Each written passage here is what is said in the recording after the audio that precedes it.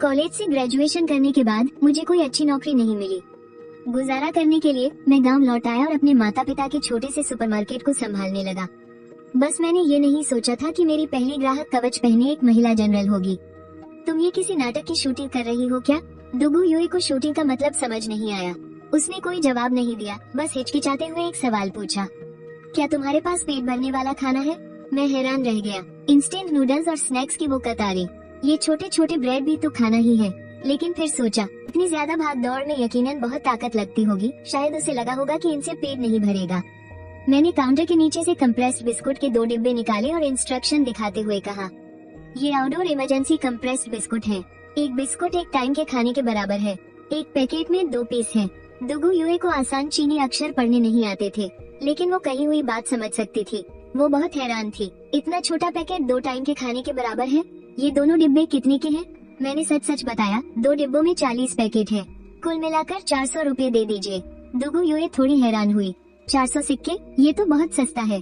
उसने लापरवाही से चांदी की एक सिल्ली फेंकी। छुट्टी की जरूरत नहीं है, अगली बार फिर आऊंगी। इतना कहकर वो दोनों डिब्बे उठाकर गायब हो गई। मैं हैरान परेशान अपने हाथ में रखी चांदी की सिल्ली को देखता रहा। कहीं ये नकली तो नहीं? लेकिन चांदी की सिल्ली तो काफी वजनदार थी, छूने में एकदम असली लग रही थी। इसलिए मैंने सुपरमार्केट बंद किया और सीधे एक असली कीमती धातुओं को रिसाइकल करने वाली दुकान पर चला गया। रिसाइकल करने वाले ने तुरंत 6000 रुपए की पेशकश की। उस औरत ने जो कंप्रेस्ड बिस्कुट खरीदे थे, उनकी कीमत सिर्फ 300 रुपए थी। इस बार का फायदा उम्मीद से कहीं ज्यादा था।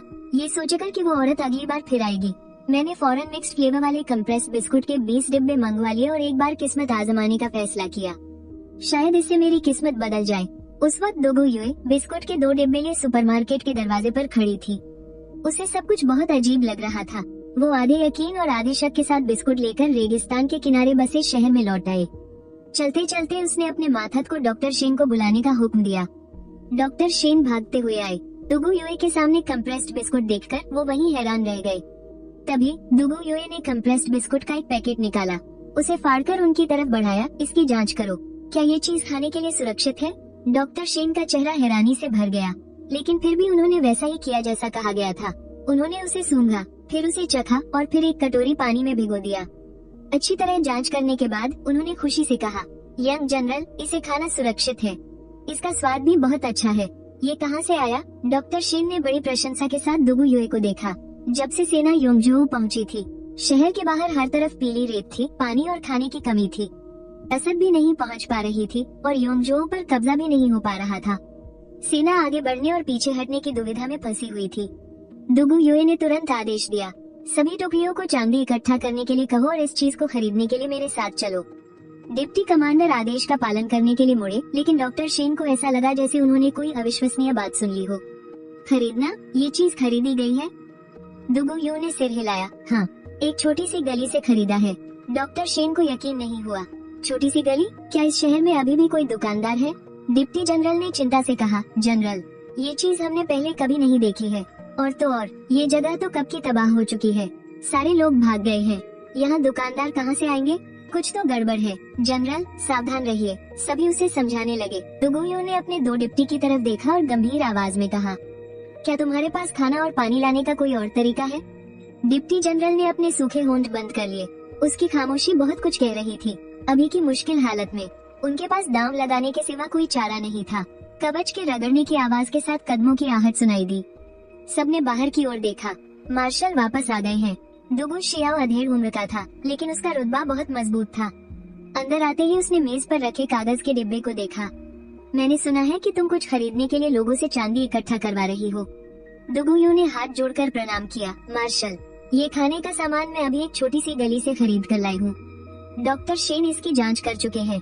ये बहुत सुरक्षित और काम का है। डॉक्टर शेन ने तुरंत बात को आगे बढ़ाया। हाँ हाँ हाँ, इसे खा सकते हैं, ये बहुत सुरक्षित है। दुगु शियाओ ने उस अजीब कागज के डिब्बे और उसके अंदर रखे बिस्कुटों को देखा जो उसने पहले कभी नहीं देखे थे। उसने बिना वक्त बर्बाद किए कहा, एक टुकड़ी साथ ले लो और पहले जाकर देखाओ। दुगु युए तुरंत मान गई। वो पूरी तरह से हथियारबंद 30 लोगों को लेकर उस गली में गई और उस अजीब दरवाजे के पर्दे के सामने खड़ी हो गई। उसने हाथ से इशारा किया और 30 लोग तुरंत उसके पीछे चल दिए। दुगु युए हैरान रह गई। सिर्फ वही अंदर आई थी। वे लोग कहाँ हैं? सैनिक खंडहरों के बीच खड़े थे। वे एक दूसरे को देख रहे थे। जिस दुकान की बात हुई थी वो कहाँ है? दुकानदार कहाँ है? नहीं, हमारी जनरल कहाँ है? सैनिक घबराकर इधर उधर खोजने लगे। टूटी दीवारों और खंडहरों के सिवा वहाँ कुछ भी नहीं था। कप्तान ने तुरंत आदेश दिया, आधे लोग यहीं रुको, बाकी आधे मेरे साथ मार्शल को खबर देने चलो। जैसे ही सब लोग चलने वाले थे, उन्होंने दुगुयू को फिर से उस पर्दे के पीछे से बाहर आते देखा। उसका चेहरा हैरान था। तुम लोग अंदर क्यों नहीं आ रहे हो? ये सुनकर सबके रोंगटे खड़े हो गए। कप्तान ने घूंट निगला और डर को दबाते हुए कहा, हम अंदर गए थे, वहाँ सिर्फ खंडहर थे, न आप वहाँ थी और न ही कोई दुकान। दुगुयू पूरी तरह से उलझन में थी। ऐसा कैसे हो सकता है? फिर से कोशिश करते हैं। दुगुयू ने सबके साथ कुछ और बार कोशिश की। नतीजा हर बार वही रहा। सिर्फ वही उस सुपरमार्केट में जा सकती थी। उसे धुंधला सा एहसास हुआ, शायद वो दुकान सिर्फ उसे ही दिखाई दे रही थी। तो वो सैनिकों से लिए गए चांदी और तांबे के सिक्के लेकर फिर से अंदर चली गई। नतीजा ये हुआ कि दरवाजे में घुसते ही वो मुझसे टकरा गई। मैंने अभी अभी पिछले दरवाजे के सेंसर पर आपका स्वागत है की आवाज सुनी थी। यह आवाज बार बार आ जा रही थी, कई बार बजी। मुझे बेचैन कर दिया, इसलिए मुझे उठकर देखने जाना पड़ा। नतीजा ये हुआ कि मैं दुगुयुए से टकरा गया और उसके हाथ में मौजूद चाकू से मैं डर गया। तुम आ गई। दुगुयुए ने मेरी नजरों में उसके चाकू के लिए खौफ देख लिया था। उसने तुरंत सफाई दी, मैं कुछ खरीदने आई हूँ। इसके बाद उसने चांदी के सिक्के और तांबे के सिक्के काउंटर पर रख दिए। इनसे पिछली बार वाले बिस्कुट और पानी कितना मिलेगा? मैंने काउंटर पर बिखरे चांदी और तांबे के सिक्कों को देखा और मेरा ध्यान चांदी के 2 टुकड़ों पर गया। ये दोनों चांदी के टुकड़े पिछली बार वाले से बड़े थे, साथ में वो टूटे फूटे चांदी के सिक्के और तांबे के सिक्के भी थे। ये बहुत ज्यादा लग रहे थे। मैंने अपना थूक निगला। मैंने खुद को शांत करने की कोशिश की और कोने में रखे हाल ही में आए कंप्रेस्ड बिस्कुट और पानी के 20 बक्सों की तरफ इशारा किया। ये सब तुम ले जाओ, फिलहाल मेरे पास बस इतना ही है। दुगुयुए ने सिर हिलाया और मुद्दे की बात की। तो अगली बार जब मैं आऊंगी तो क्या तुम और ज्यादा तैयार रख सकते हो? दोनों के 50-50 बक्से चलेगा? मैं बिना झिझक के मान गया, कोई बात नहीं, तुम कल आकर ले सकती हो। मेरे मन में थोड़ी बेचैनी हो रही थी। मैंने पीछे गोदाम से इंस्टेंट नूडल्स के कुछ और बक्से और कुछ डिब्बाबंद मांस निकाले। कुछ सोचकर मैंने उसे अनाज से बनी शराब की एक बोतल भी थमा दी। दुगुयुए ने अपना चाकू म्यान में रखा और सारा सामान पिछले दरवाजे से बाहर ले जाने के लिए कई चक्कर लगाए। उसके जाने के बाद सारा सामान भी जा चुका था। मैंने अपना थूक निगला और सीधे सुपरमार्केट का दरवाजा बंद कर दिया। मैं रिसाइकलिंग की दुकान की तरफ भागा। मैंने पहले ही इन चांदी के सिक्कों की जांच कर ली थी। चांदी के टुकड़ों पर निशान थे। कुल 3 तरह के डिजाइन थे। मैंने हर तरह का एक टूटा हुआ चांदी का सिक्का लिया। बस एक छोटा सा टुकड़ा लिया, लियांग। बाकी सब मैंने पहले छिपा दिया, लियांग। और फिर मैं वहाँ से निकला, लियांग। रिसाइकलिंग की दुकान की मालकिन कुई शियांग मुझे देखकर तुरंत उत्साहित हो गई। वो जल्दी से मेरा स्वागत करने के लिए उठी। सर, आप आ गए। शियाओ युए, जल्दी से चाय लाओ। मैंने हाथ हिलाकर मना किया और सीधे चांदी का टुकड़ा निकाला। फालतू बात नहीं करते हैं, तुम देखो इनकी कीमत कितनी होगी। कुई शियांग ने मुझे लापरवाही से चांदी के टुकड़े मेज पर फेंकते हुए देखा और कुछ दुखी होकर याद दिलाया। आराम से, आराम से, ये बहुत अच्छी चीज है। उसने ध्यान से जांच करने के बाद उत्साह से कहा। 8, ये दोनों चांदी के टुकड़े 10-10 स्टाइल के हैं और इनकी क्वालिटी भी अच्छी है। एक के 11,000 युआन के हिसाब से खरीदूंगी, कैसा रहेगा? मैंने चांदी के टुकड़े वापस लिए और 3 तांबे के सिक्के बाहर फेंके। अब जरा ये खजाना भी देख लीजिए। कुई शियांग ने तांबे के सिक्कों को देखा। खजाना? वो अपनी भौहें सिकुड़ने से खुद को रोक नहीं पाई। खजाना? वो इतने सालों से इस काम में है। उसे बहुत कुछ पता था, लेकिन उसने इन 3 तांबे के सिक्कों पर बने पैटर्न पहले कभी नहीं देखे थे। अजीब बात ये थी कि इन तीनों तांबे के सिक्कों की सतह चमकदार थी, जैसे उन्हें अक्सर कोई हाथ में लेकर घुमाता हो। ये नकली भी नहीं लग रहे थे। क्या ये किसी ऐसे राजवंश के हैं जो बहुत कम समय के लिए था और जिसका कोई रिकॉर्ड नहीं है? चीजें दुर्लभ होने पर कीमती होती हैं। अगर ये तांबे के सिक्के असली हैं, तो उनकी कीमत बताना मुश्किल है। लियांग, कुई शियांग का दिल तेजी से धड़कने लगा, लेकिन उसके चेहरे पर कोई भाव नहीं था। उसने पूछा, इस तरह के तांबे के सिक्के तुम्हारे घर में और हैं क्या? मैंने सीधे टालते हुए जवाब दिया, मैं इसे ला सकता हूँ, तुम बस आराम से देखो। अगर यह ठीक नहीं लगा तो मैं इसे वापस ले जाऊंगा। और फिर उसने मन ही मन में चुपके से एक और बात जोड़ी। कुल मिलाकर मैं तुम्हें यह नहीं बता सकता कि यह पुराने जमाने के लोगों ने बनाया है।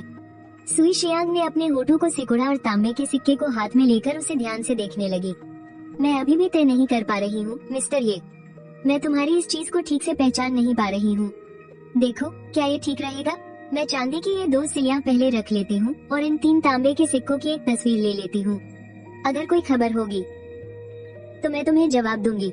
मैंने शक से पूछा, तुम्हारे टीचर? इस बारे में बात करते हुए सुई शियांग ने एक फीकी मुस्कान दी। मैंने ऐतिहासिक कलाकृतियों के मूल्यांकन में ग्रेजुएशन किया है। ये सुनकर मैंने थोड़ी हमदर्दी दिखाई। हाँ बिल्कुल, यूनिवर्सिटी स्टूडेंट्स के लिए नौकरी ढूंढना कितना मुश्किल है। मैंने देखा कि सुई शियांग ने अपने फोन से तांबे के सिक्कों की कई तस्वीरें ली और फिर अनिच्छा से सिक्के मुझे वापस कर दिए।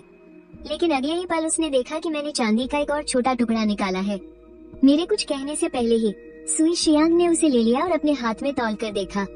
उसने बहुत यकीन के साथ सिर हिलाया, ये चांदी है, कोई दिक्कत नहीं है। मैंने राहत की सांस लेते हुए चांदी का टुकड़ा और तांबे के सिक्के रख लिए।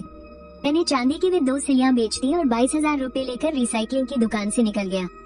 घर जाते हुए मैं सोचने पर मजबूर हो गया, जिस तरह से चीजें चल रही हैं, लगता है कि वो जनरल भविष्य में और भी सौदे करने आएगा। अगर वो कुछ और बार आ गया तो इस साल का मेरा कमाई का लक्ष्य पूरा हो जाएगा। फिर नौकरी ढूंढने की क्या जरूरत है, मुझे बिल्कुल भी चिंता करने की जरूरत नहीं होगी। एक तिजोरी बेचने वाली दुकान के पास से गुजरते हुए मैं न जाने कैसे अंदर चला गया। मैंने एक तिजोरी खरीदी। आजकल घर में अक्सर चांदी होती है, तांबे के सिक्के और दूसरी कीमती चीजें। एक तिजोरी रखना वाकई बहुत जरूरी है। मैंने कुछ खाने का सामान खरीदा और घर ले आया और देखा कि तिजोरी भी पहुंचा दी गई थी। पेट भरकर खाने पीने के बाद मैंने आज मिली सारी चीजें सीधे तिजोरी में डाल दी। इसके तुरंत बाद मैंने हिसाब लगाना शुरू किया। दुगु यू के लिए खरीदे गए सामान की लागत कुल 3,700 रुपये थी और इसमें बचे हुए चांदी के टुकड़े और तांबे के सिक्कों की कीमत शामिल नहीं है। मुनाफा काफी अच्छा है। जब इतना बड़ा फायदा सामने हो तो अगर कुछ अजीब हो भी जाए तो क्या फर्क पड़ता है, बस अच्छे से कारोबार चलाना है। मैं इस हिसाब किताब के बारे में सोच रहा था और मुस्कुराते हुए सो गया। लेकिन दुगु यू की तरफ तो हड़कंप मचा हुआ था। खरीदे हुए बिस्कुट और पानी की हमेशा की तरह डॉक्टर शेन से जांच करवाई गई। वे अभी भी सुरक्षित और खाने लायक थे, लेकिन सबके मन में एक सवाल था। ऐसा लगता था कि वो दुकान सिर्फ जनरल दुगु को ही दिखाई देती थी और दुकान का मालिक एक सुंदर साफ सुथरे कपड़े पहने एक नौजवान था। दूसरों को तो उस दरवाजे के अंदर सिर्फ खंडहर ही दिखाई देते थे। यह कोई वहम तो नहीं हो सकता है ना? इतनी सारी चीजें यहाँ ढेर लगी हैं। ये साफ तौर पर असल में हुआ है। लोग आपस में कानाफूसी करने लगे। किसी ने अपनी कल्पना के घोड़े दौड़ाए, क्या यह एक मृग तृष्णा हो सकती है? किसी और ने तुरंत सवाल किया, क्या तुमने कभी ऐसी मृग तृष्णा देखी है जिसे तुम छू सको, जिससे तुम चीजें खरीद सको? लेकिन ऐसी कहानियाँ तो हमेशा से रही है। नहीं देखा इसका मतलब यह नहीं कि ऐसा होता नहीं है। ये बात तो सच थी। सब लोग एक पल के लिए चुप हो गए, लेकिन दुगु शियाओ बहुत ही व्यवहारिक तरीके से सोच रहा था। दुगु युए की तरफ देखो, कल तुम अपने साथ कुछ और लोगों को ले जाना। जितना हो सके उतना खाना पानी खरीद कर वापस लाना और उससे पूछना कि वो दुकान वहाँ और कितने दिन तक खुली रहेगी। दुगु युए ने हाँ में सिर हिलाया और तुरंत तैयारी में जुट गई। दुगु शियाओ ने तब अपने बगल में खड़े सेनापति की ओर देखा और गंभीर आवाज में कहा, अगर कल हम सच में ढेर सारा खाना और पानी वापस लाने में कामयाब हो गए तो हम शहर पर हमला करने की तैयारी करेंगे। ये सुनकर सब बहुत खुश हो गए और अपने अपने काम में लग गए। अगले दिन सुबह मैं पूरी तरह से तरोताजा होकर उठा और सामान लेने नीचे गया।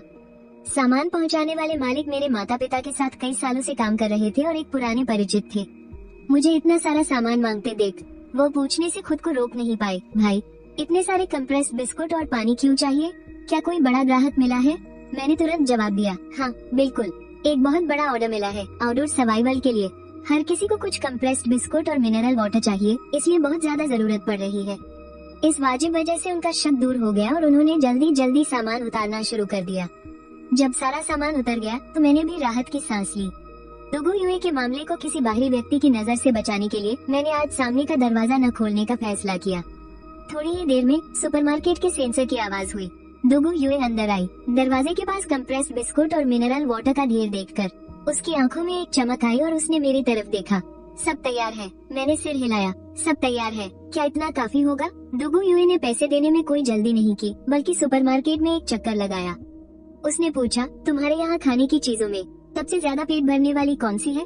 मैंने बिना झिझक के कंप्रेस्ड बिस्कुट की ओर इशारा किया। यही है, ले जाने में भी आसान और पेट भी भरता है। ये तो आउटडोर इमरजेंसी के लिए बनाया गया खास सूखा राशन है। लंबी दूरी की यात्रा करने वाले लोग यही इस्तेमाल करते हैं। दुगु युए ने सिर हिलाया और फिर पूछा, इस तरह का तुम और कितना तैयार कर सकती हो? ये सुनकर मैंने कहा, तुम्हें जितना चाहिए उतना मिल जाएगा। ये सुनकर दुगु युए के दिल में एक झटका लगा। फिर उसकी नजरें सुपरमार्केट में चारों ओर घूमने लगी। मैंने उसकी नजरों का पीछा करते हुए ऊपर की ओर देखा। मैंने जल्दी से समझाया, ऊपर मेरा घर है जहाँ मैं रहती हूँ और यह चीज मैं नहीं बनाती, मैं इसे फैक्ट्री से मंगवाती हूँ, यानी जैसा तुम लोग कहते हो कारखाने से माल मंगवाती हूँ। दुगु युए ने कल रात ही सेना की जरूरत का हिसाब लगा लिया था। उसने सीधे कहा, मुझे 5000 डिब्बे कंप्रेस्ड बिस्कुट चाहिए और 5000 डिब्बे पानी। उसके इतना कहते ही मेरी आंखें फटी की फटी रह गई। ये ग्राहक तो वाकई बहुत बड़ी मांग कर रही थी। मुंह खोलते ही 10,000 डिब्बे। ये तो किसी कहानी किस्सों में सुनने वाला बड़ा ऑर्डर है। साथ ही मुझे ये भी एहसास हुआ कि कुछ तो गड़बड़ है। भले ही वो भूत न हो, लेकिन पुराने जमाने का कोई इंसान इतना सारा सूखा राशन क्यों खरीदेगा? और उसके पहनावे को देखकर वो किसी भी एंगल से युद्ध पर जाने वाली सैनिक लग रही थी। दुगु युए को शायद पहले से ही अंदाजा था कि मैं चौंक जाऊंगी। उसने कूड़े के थैले जितने बड़े कपड़े के थैले को उठाते हुए कहा, ये बयाना है, कृपया जल्द से जल्द माल तैयार करवा दो। क्या मैं तला कर ले जा सकती हूँ? ये कहते हुए उसने कपड़े का थैला मेरी ओर बढ़ाया। मैंने अनजाने में उसे पकड़ने के लिए हाथ आगे बढ़ाया, लेकिन अगले ही पल वो थैला धड़ाम से जमीन पर गिर गया। बहुत भारी है मॉडल। मैं अचानक डर गया और तेजी से एक कदम पीछे हट गया। लगता है दुगु यू को पहले से ही स्थिति का अंदाजा था। उसने कपड़े का थैला उठाकर काउंटर पर रख दिया। उसने गंभीर आवाज में कहा, इसके अंदर 100 सोने के सिक्के हैं, एडवांस के तौर पर। अगर तुम समय पर सामान तैयार कर सके तो सामान लेते समय मैं तुम्हें 200 सोने के सिक्के और दूंगी। मैं वहीं रुक गया। मेरे दिमाग में बस वही एहसास घूम रहा था जब दुगुयू ने थैला पकड़ने में मेरी मदद की थी। अभी अभी हम दोनों के हाथ गलती से एक दूसरे को छू गए थे। वो खुरदुरा और गर्म एहसास यकीनन किसी भूत का नहीं हो सकता। मैं हैरान होकर खुद को बोलने से रोक नहीं पाया। तुम इंसान हो? दुगुयू की आंखें अचानक सिकुड़ गईं। वो अविश्वास से मुझे देखने लगी। तुम्हें क्या लगा मैं इंसान नहीं हूँ? मैंने पिछले दरवाजे की ओर इशारा करके समझाया, इस पिछले दरवाजे के बाहर एक बंद गली है, उसमें से कोई आ जा नहीं सकता। तुम हर बार यहाँ से बिना कोई निशान छोड़े गायब हो जाती हो। मेरे कहने का मतलब साफ था, अगर कोई आम इंसान होता तो वो वहाँ से बाहर जा ही नहीं सकता। फिर मैंने सामने वाले दरवाजे की तरफ इशारा किया। अब जरा यहाँ देखो। दुगुयू ने मेरी उंगली की दिशा में देखा। कुछ सेकंड चुप रहने के बाद वो आगे बढ़ी और दरवाजे को छूने के लिए अपना हाथ बढ़ाया, पर जैसे ही उसका हाथ दरवाजे से 1 सेंटीमीटर दूर था, एक अनदेखी ताकत ने उसे रोक दिया। वो जरा भी आगे नहीं बढ़ पा रही थी। मैंने ये सब अपनी आंखों से देखा और हक्का बक्का रह गया। दुगुयू ने भी कुछ बार जोर से धक्का देने की कोशिश की, पर वो 1 इंच की दूरी भी पार नहीं कर पाई। दुगुयू ने मेरी आंखों में भूत देख लिया वाला भाव देखा। ये देखकर हम दोनों ही खामोश हो गए। मैंने थूक निगला और एक प्लास्टिक का स्टूल खींचा। मैंने दुगुयू को बैठने का इशारा किया। मुझे लगता है हमें खुलकर बात करनी चाहिए। दुगुयू ने सिर हिलाया। खुलकर बातचीत करने के बाद हम दोनों एक बार फिर खामोश हो गए। काफी देर बाद मैं पूरी तरह से होश में आया। मेरा ये छोटा सा गांव का सुपरमार्केट असल में किसी दूसरी दुनिया से जुड़ा हुआ है। ये तो बहुत ही अविश्वसनीय है। दुगुयू ने भी धीरे धीरे इस सच्चाई को समझा। वो खड़ी हुई और बोली, तो मैं अब चलती हूँ, मैं कल फिर सामान लेने आऊंगी। मैंने सिर हिलाया और एक बात पर जोर देते हुए कहा, तुम्हारे ये सोने के सिक्के असली होने चाहिए, तभी मैं तुम्हारे लिए इतना सारा सूखा राशन ला पाऊंगा। अगर ये असली नहीं हुए तो मैं आगे से तुम्हारा कोई काम नहीं करूंगा। दुगुयू ने यकीन के साथ कहा, ये गोगजी, आप किसी से भी इसकी जांच करवा सकते हैं। अगर सोने के सिक्के नकली निकले तो मैं दुगुयू कोई भी सजा भुगतने को तैयार हूँ। ये सुनकर मैंने जल्दी से हाथ हिलाया। उसकी जरूरत नहीं है, बस सोने के सिक्के असली होने चाहिए। दुगुयू ने और कुछ नहीं कहा और मुड़कर चली गई। जाते समय वो आज खरीदे हुए कंप्रेस बिस्कुट और मिनरल वाटर ले गई। इसके अलावा वो आज के सामान के लिए 52 चांदी के सिक्के भी छोड़ गई। जैसे ही दुगुयू गई, सुपरमार्केट की डोरबेल की आवाज शांत ही हुई थी कि मुझे अचानक अपने कान में एक आवाज सुनाई दी। एक साफ आवाज। अंतरआयामी शुरुआती लेन देन 3 बार पूरा हुआ। अंतरआयामी सुपरमार्केट टर्मिनल सिस्टम चालू हो रहा है। सिस्टम होस्ट के साथ जुड़ रहा है। ये चेन सिस्टम लेवल सिस्टम के फंक्शन वेयरहाउस फंक्शन चालू किया गया। लेन देन function level 1 system trading dimension Daliang राजवंश लेवल 1 का सिस्टम ट्रेडिंग पार्टनर दुगुयू से सफलतापूर्वक बाइंड हो गया। सोने के सिक्कों की खनक सुनाई दी। फिर एक ठंडी इलेक्ट्रॉनिक आवाज सुनाई दी। सुपरमार्केट की कुल बिक्री 26,000 युआन, 52 टाइल चांदी, 56 वेन तांबे के सिक्के, 120 टाइल सोना। इसमें बयाना शामिल है। ट्रेडिंग पार्टनर के आने का तरीका, स्पेस टाइम रिफ्ट, सिर्फ बाइंड किए गए पार्टनर दुगुयू के लिए। मेरे कानों में सिस्टम की लगातार आवाजें गूंजने लगी। मैं पूरी तरह से हैरान रह गया था। मैं सोच ही रहा था कि कोई प्राचीन जनरल मेरी छोटी सी दुकान पर सामान खरीदने कैसे आ सकता है। लगता है मेरी यह साधारण सी दुकान अब एक क्रॉस डायमेंशनल सुपरमार्केट बन गई है और यह एक सिस्टम से भी जुड़ गया है। गेम खेलने के मेरे इतने सालों के अनुभव के आधार पर इस तरह के सिस्टम को आमतौर पर अपग्रेड किया जा सकता है। अभी यह लेवल 1 पर है। अभी मैं सिर्फ दुगुयू के साथ ही ट्रेड कर सकता हूँ।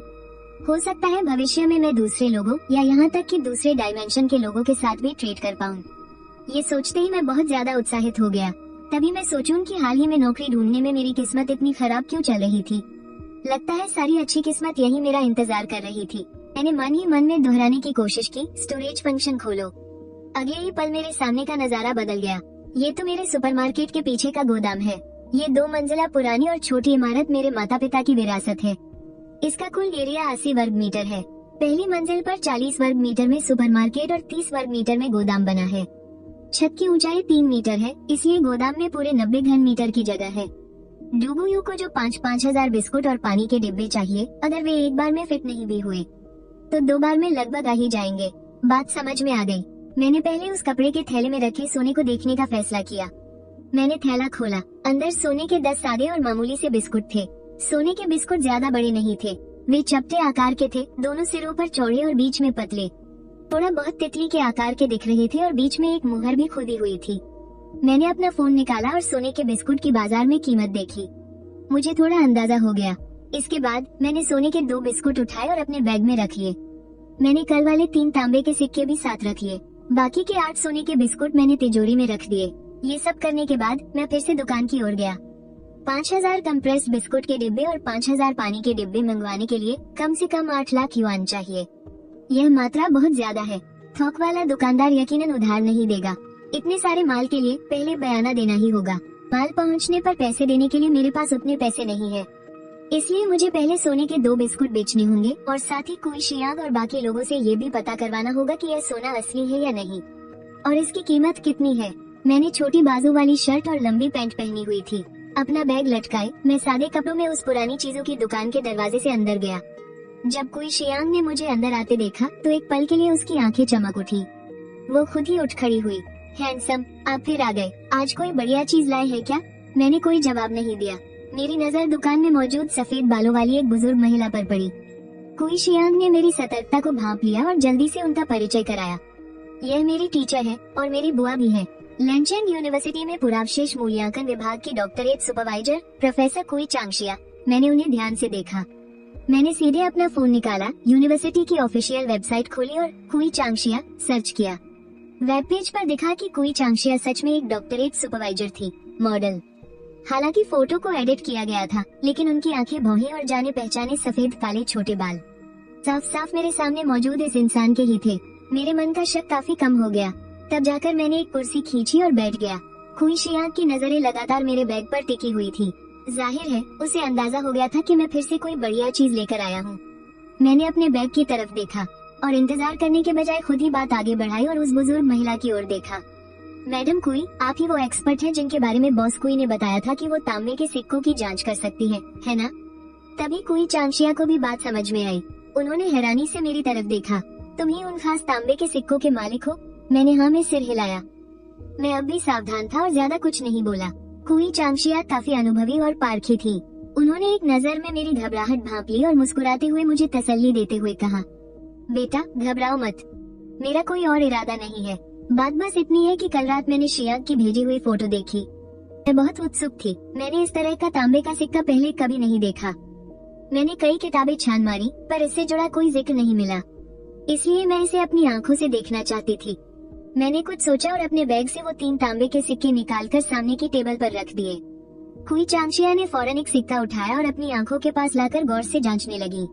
पहले उन्होंने सिक्के पर खुदे हुए अक्षरों को ध्यान से देखा, फिर उसे अपनी नाक के पास ले जाकर सूंघा। मिट्टी की कोई गंध नहीं थी। ये भी उस चांदी की सिल्लियों की तरह ही था जो मैं पहले लाया था। ये जमीन से निकली हुई कोई पुरानी चीज नहीं लग रही थी, बल्कि ऐसा लग रहा था जैसे किसी ने इसे बड़े संभाल कर रखा हो और अक्सर इसके साथ खेला हो। हाँ, यही है। इसकी चमक और एहसास भी बिल्कुल सही है। ध्यान से जांचने पर इसमें कुछ भी गलत नहीं लगा। बस एक ही अजीब बात है, इस तरह का डालिया तोंगबाओ और पहले वाली चांदी की सिल्लियों पर जिस बैंक का नाम लिखा था उसका जिक्र मुझे किसी भी किताब में नहीं मिला। लेकिन मैंने इसे देखा नहीं है, इसका मतलब ये नहीं कि ये नकली है। हो सकता है कि इतिहास की किताबों में इसका कोई जिक्र न हो या फिर दुनिया में ऐसे सिक्के बहुत ही कम हो। मैंने सभी के साथ उनके देखने का इंतजार किया। फिर कुई चांगशिया ने इसकी कीमत बताई। 2000 का एक। तुम बताओ, ठीक है? कुई चांगशिया का लहजा और उनके हाव भाव दोनों ही काफी सच्चे लग रहे थे। बाजार में जो आम तोंगबाओ मिलते हैं वो आमतौर पर 1000 रुपए का एक होता है, लेकिन तुम्हारा ये वाला डिजाइन पहले कभी नहीं देखा गया। इसे और महंगा होना चाहिए था, पर ये थोड़ा घिसा हुआ है। इसलिए मैं तुम्हें एक सिक्के के 2000 रुपए ही दे सकती हूँ। क्या तुम इसे बेचना चाहोगे? ये सोचकर कि घर की तिजोरी में ऐसे और भी बहुत सारे सिक्के पड़े हैं, मैंने फौरन हाँ में सिर हिला दिया। कुई चांगशिया का चेहरा खुशी से खिल उठा और उन्होंने झट से कुई शियांग को पैसे देने को कहा। कुई शियांग की नजरें काफी तेज थी। उन्होंने पहले ही देख लिया था कि मेरे बैग में टिश्यू पेपर में लिपटी कोई और चीज भी है। पैसे चुकाने के बाद उसने झिझकते हुए बात शुरू की। तुम्हारे पास हमें दिखाने के लिए कोई और भी बढ़िया चीज है क्या? मैंने कुछ देर सोचा और अपने बैग से टिश्यू पेपर में लिपटी एक चीज निकाली और उसे टेबल पर रख दिया। पहले 3 बार की डीलिंग की वजह से कुई चांगशिया और कुई शियांग दोनों ही बहुत ज्यादा सतर्क थी। एक दूसरे की तरफ देखने के बाद कुई चांगशिया ने बड़ी सावधानी से उस टिश्यू पेपर को खोला। जैसे ही एक चमचमाती हुई सोने की सिल्ली दोनों के सामने आई, दोनों की आंखें हैरानी से फटी की फटी रह गईं। यह सोने की सिल्ली है? मैंने हाँ में सिर हिलाया और ज्यादा कुछ नहीं कहा। कुई चांगशिया बेहद उत्साहित हो गई। उनकी आवाज में भी एक वजन आ गया था। सोने की सिल्ली? ये चांदी की सिल्लियों जैसी नहीं होती। पुराने जमाने में भी आम लोग लेन देन के लिए सोने की सिल्लियों का इस्तेमाल नहीं करते थे। ये बाजार में बहुत कम देखने को मिलती थी। ये कहते कहते उन्होंने कुई शियांग से तराजू लाने को कहा और दूसरी तरफ बड़ी सावधानी से सोने की सिल्ली उठाकर जांचने लगी। उसे अच्छी तरह से देखने के बाद फिर उसे तराजू पर रखकर तौला। 362 ग्राम। ये 10 लियांग सोने की सिल्लियां थी। सही है। कुई चांगजिया पूरी तरह से उत्साहित हो गई। उसने खुद ही मुझे सिखाना शुरू कर दिया। प्राचीन काल में तराजू में एक जिन में 16 लियांग होते थे, इसलिए 10 लियांग का वजन लगभग 310 से 360 ग्राम तक होता है। तुम्हारी यह सोने की सिल्ली बहुत अच्छी क्वालिटी की है। वजन काफी है। यह एक असली और अच्छी चीज है। कुई चांगजिया के समझाने पर मैं भी बार बार सिर हिला रहा था। मुझे सोने की सिल्लियों के बाजार भाव का अंदाजा हो गया था। बड़ी मुश्किल से कुई चांगजिया ने बोलना बंद किया। उसने मेरी तरफ देखकर पूछा, आर्ट ये चीज भी तुम बेचना चाहते हो? मैंने सिर हिलाया और जानबूझकर एक गहरी सांस ली। मुझे पैसों की सख्त जरूरत है, कोई और चारा नहीं है। इसे बेचना ही पड़ेगा। कुई चांगजिया ने वजह की सच्चाई जानने की कोशिश नहीं की। उसने कुई शियांग को एक तरफ ले जाकर कुछ बातें की और वापस आकर पूछा, इस सोने की सिल्ली के लिए मैं तुम्हें एक के 8 लाख दूं, चलेगा? 8 लाख? समझने के बाद मैंने तुरंत सिर हिलाकर हाँ कह दिया और अपने झोले से एक और सोने की सिल्ली निकाली। मेरे पास 2 हैं, दोनों बेच दूंगा। कुई चांगजिया और कुई शियांग के चेहरों पर खुशी और बढ़ गई और वे जल्दी से पैसे ट्रांसफर करने की तैयारी करने लगी। जब मैं 16 लाख रुपए लेकर चला गया तब कुई शियांग ने कुई चांगजिया की तरफ देखा।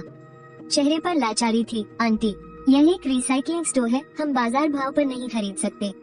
अगर इंडस्ट्री के रेट के हिसाब से देखें तो एक 10 लियांग की सोने की सिल्ली के लिए ज्यादा से ज्यादा 6 लाख दिए जाते हैं।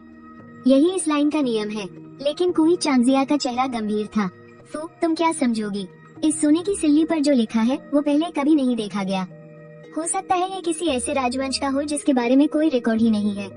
दोनों ही 10 लियांग की सोने की सिल्लियां हैं, लेकिन अगर यह अकेली ऐसी सिल्ली हुई तो कीमत 10 गुना से भी ज्यादा हो सकती है। मैंने तो फिर भी कम ही दिए हैं। वो थोड़ी देर रुकी। तुम इस लड़के को कैसे धोखा दे सकती हो कि उसे इस लाइन की समझ नहीं है? और तो और इस लड़के के घर पर जरूर दूसरी चीजें भी होंगी। अगर तुमने बहुत कम कीमत लगाई और वो नाराज हो गया और जब उसे समझ आएगा तो वो किसी और के जरिए बेचेगा, तो हमारा बहुत बड़ा नुकसान हो जाएगा। कुई शियांग अभी भी बहस करना चाहती थी। कौन सा रिसाइकलिंग स्टोर एक सोने की सिल्ली के लिए 8 लाख देगा? उसने खुद 6 लाख दिए, वही बहुत थे। लेकिन अपनी आंटी के किताबी आदर्शों के बारे में सोचकर, जो हमेशा कलाकृतियों को ही महत्व देती थी और पल भर के मुनाफे या नुकसान पर ध्यान नहीं देती थी, उसने समझदारी से अपना मुंह बंद कर लिया। रिसाइकलिंग स्टोर से निकलते ही मैंने तुरंत होलसेल डिपार्टमेंट के बॉस अंकल मिंग को ऑर्डर देने के लिए फोन किया। अंकल मिंग ने फोन पर कहा कि मिनरल वाटर की कोई दिक्कत नहीं है, माल कभी भी मंगवाया जा सकता है। मुश्किल कंप्रेस बिस्कुट का था। 5000 बॉक्स कंप्रेस बिस्कुट एक दिन के अंदर चाहिए थे। ऐसा लग रहा था कि पूरे शहर से माल इकट्ठा करना पड़ेगा, शायद दूसरे शहर से भी मंगवाना पड़े। अच्छी बात ये थी कि मेरे मन में एक योजना थी, इसलिए मैंने तुरंत अपनी शर्तें आसान कर दी। ब्रांड कोई भी हो, पैकिंग कैसी भी हो, बस 5000 बॉक्स कंप्रेस बिस्कुट चाहिए, जितनी जल्दी हो सके उतना अच्छा। अंकल मिंग से पक्का वादा मिलने के बाद मुझे तसल्ली हुई और मैं अपने अगले प्लान के बारे में सोचने लगा। अगर यह बड़ा ऑर्डर पूरा हो गया तो मुझे एक स्थिर और अच्छी आमदनी होने लगेगी। पहले मुझे लगता था कि दुकान बहुत साधारण है और इसे सजाने की जरूरत नहीं है, लेकिन अब लगता है कि गोदाम को साफ करना ही होगा। उन सभी चीजों को हटाना होगा जिनकी अभी जरूरत नहीं है, ताकि आने वाले कंप्रेस बिस्कुट और मिनरल वाटर को रखने में आसानी हो। मैंने खुद को जोश दिलाया। मैंने एक पैकेट इंस्टेंट नूडल्स बनाकर जल्दी से खा लिया और फिर गोदाम में काम करने के लिए तैयार हो गया। गोदाम में सब कुछ अस्त व्यस्त पड़ा था। तरह तरह का छोटा मोटा सामान और खाली गत्ते के डिब्बे थे। मैंने सोचा कि पहले खाली डिब्बों को हटा दूं और जो सामान शेल्फ पर रखा जा सकता है उसे सीधे वहीं रख दूं। जो शेल्फ पर नहीं रखा जा सकता उसे एक बक्से में डालकर कोने में रख दूंगा। लेकिन मैंने अभी थोड़ा ही हिस्सा समेटा था कि मेरी कमर दुखने लगी। मैं मन ही मन शिकायत करने से खुद को रोक नहीं पाया। क्या ये सिस्टम अपने आप सामान नहीं लगा सकता? अगर भविष्य में हर बार हाथ से ही सामान उठाना पड़ा तो कितनी थकान होगी। जैसे ही मैंने ये सोचना खत्म किया, मेरे दिमाग में एक साफ इलेक्ट्रॉनिक आवाज गूंजी, क्या ऑटोमेटिक सॉर्टिंग फंक्शन शुरू करना है? और उसी समय मेरी आंखों के सामने दो ऑप्शन आए। हाँ, 10,000 युआन, 0 युआन। 10,000 देखकर मेरी पहली प्रतिक्रिया झिझक की थी। मुझे लगा कि यह बहुत महंगा है, लेकिन फिर मैंने सोचा भविष्य में ये सिस्टम हमेशा सामान जमाने में मदद करेगा। इस पैसे को लंबे समय में देखा जाए तो यह एक भरोसेमंद और सस्ते अस्थायी कर्मचारी को काम पर रखने जैसा है। ये तो बहुत ही फायदे का सौदा है। मैंने बिना सोचे समझे हाँ पर क्लिक कर दिया। वीचैट से तुरंत पैसे कटने की सूचना की आवाज आई। मैंने खोलकर देखा, सचमुच 10,000 युआन कट गए थे और सिस्टम का ऑटोमेटिक सॉर्टिंग फंक्शन भी वादे के मुताबिक शुरू हो गया था। एक जादुई नजारा देखने को मिला। गोदाम में जो गत्ते के डिब्बे बेतरतीब पड़े थे और प्लास्टिक की थैलियां मानो उनके पैर लग गए हो, अपने आप अपना आकार बदलने लगी, अपनी जगह बदलने लगी। तरह तरह का सामान अपने आप एक के ऊपर एक जमने लगा, बक्सों में पैक होने लगा। जो भी सामान शेल्फ पर रखा जा सकता था वो सब अपने आप शेल्फ पर सज गया। एकदम करीने से जो शेल्फ पर नहीं समाया उसे गत्ते के बक्सों में ठीक से रख दिया गया और तरतीब से शेल्फ के ऊपर रख दिया गया। सिर्फ इतना ही नहीं, जो शेल्फ पहले धूल भरे थे वे अब बेदाग हो गए थे। यहाँ तक कि गोदाम का फर्श भी इतना साफ हो गया था जैसे उसे ध्यान से पोंछा गया हो। पहले कभी न देखे इतने साफ सुथरे शेल्फ और गोदाम को देखकर मेरा मन बहुत खुश हो गया। मैं जल्दी से काउंटर के पीछे बैठ गया और आराम करने के लिए एक गिलास पानी डाला। पर जैसे ही मैं बैठा, फोन की घंटी बजी। मेंग अंकल का फोन था। क्या बात है मेंग अंकल? मुझे लगा कि कंप्रेस बिस्कुट के ऑर्डर में कोई गड़बड़ हो गई है और मेरी आवाज में अपने आप तनाव आ गया। लेकिन फोन पर दूसरी तरफ मेंग अंकल झिझक रहे थे। बेटा, ये एक बात है, मुझे नहीं पता कि तुम्हें बतानी चाहिए या नहीं। आप बताइए। कोई बात नहीं। मेरा दिल बैठ गया। मैं सीधा होकर बैठ गया। बात यह है कि तुम्हारी ये दुकान पहले तुम्हारी मौसी संभालती थी ना? मेंग अंकल रुके और फिर बोले, तुम्हारी मौसी ने शायद बाहर बहुत से माल का पैसा उधार ले रखा है। कुछ होलसेलर मुझसे इस बारे में पूछने आए थे। मैं चौंक गया। मैं डर के मारे सीधा तनकर बैठ गया। मैं तुम्हारे लिए माल का इंतजाम कर रहा था ना, तो मैंने आसपास के सभी होलसेलरों से संपर्क किया। मेंग अंकल ने समझाया। जब उन्होंने सुना कि मैं तुम्हें सामान सप्लाई कर रहा हूँ तो उन्होंने इस बारे में पूछा। वे ये भी कह रहे थे कि उन्हें डर है कि तुम पैसे नहीं दोगे।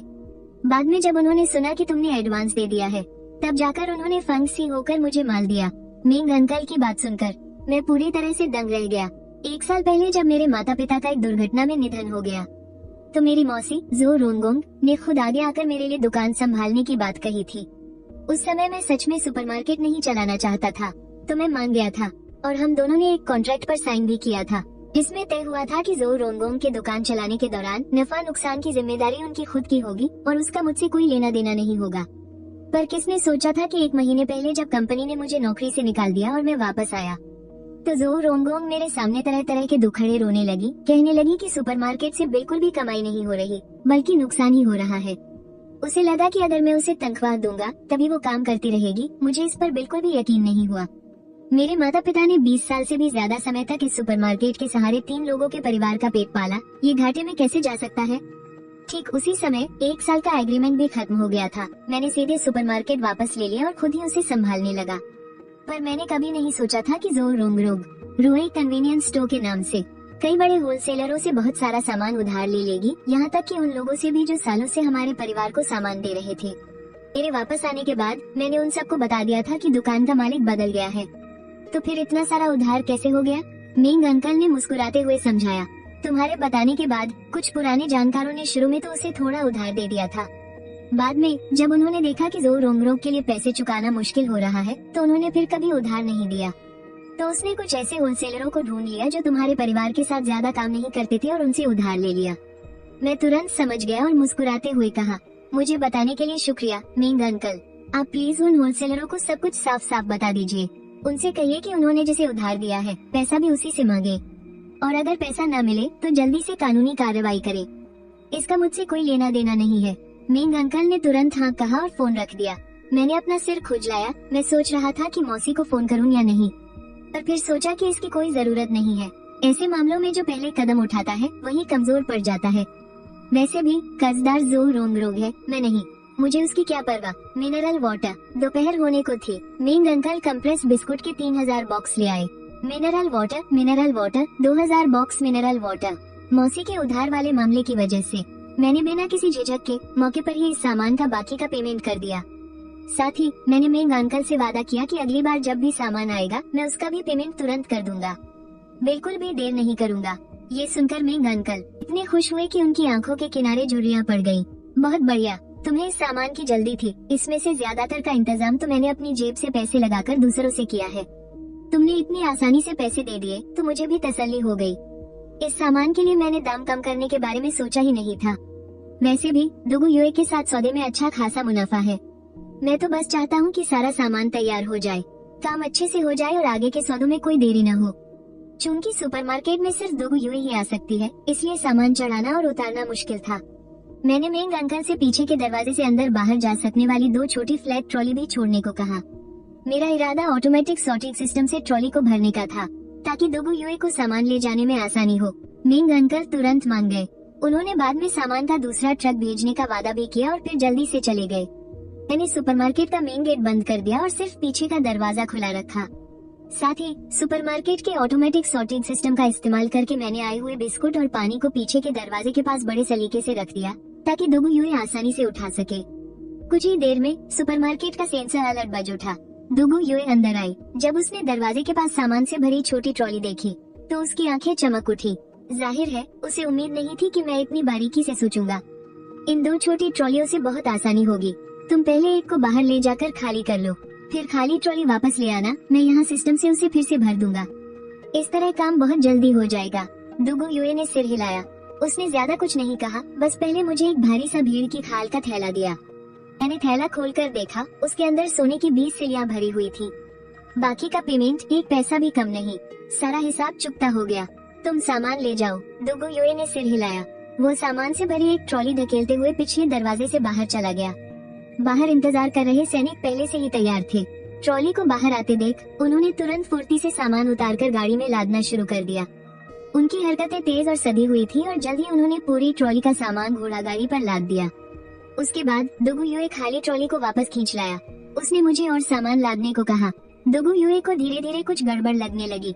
वो खुद सामान की एक ट्रॉली बाहर ले गया और बस कुछ ही देर में वापस आने के बाद दूसरी ट्रॉली पहले से ही पूरी तरह और बड़े सलीके से भर दी गई थी। और मैं बगल में खड़ा था। मेरी सांस भी नहीं फूल रही थी और न ही पसीना आ रहा था, जैसे मैंने कुछ किया ही ना हो। लेकिन दुगु युए ने ज्यादा कुछ नहीं पूछा।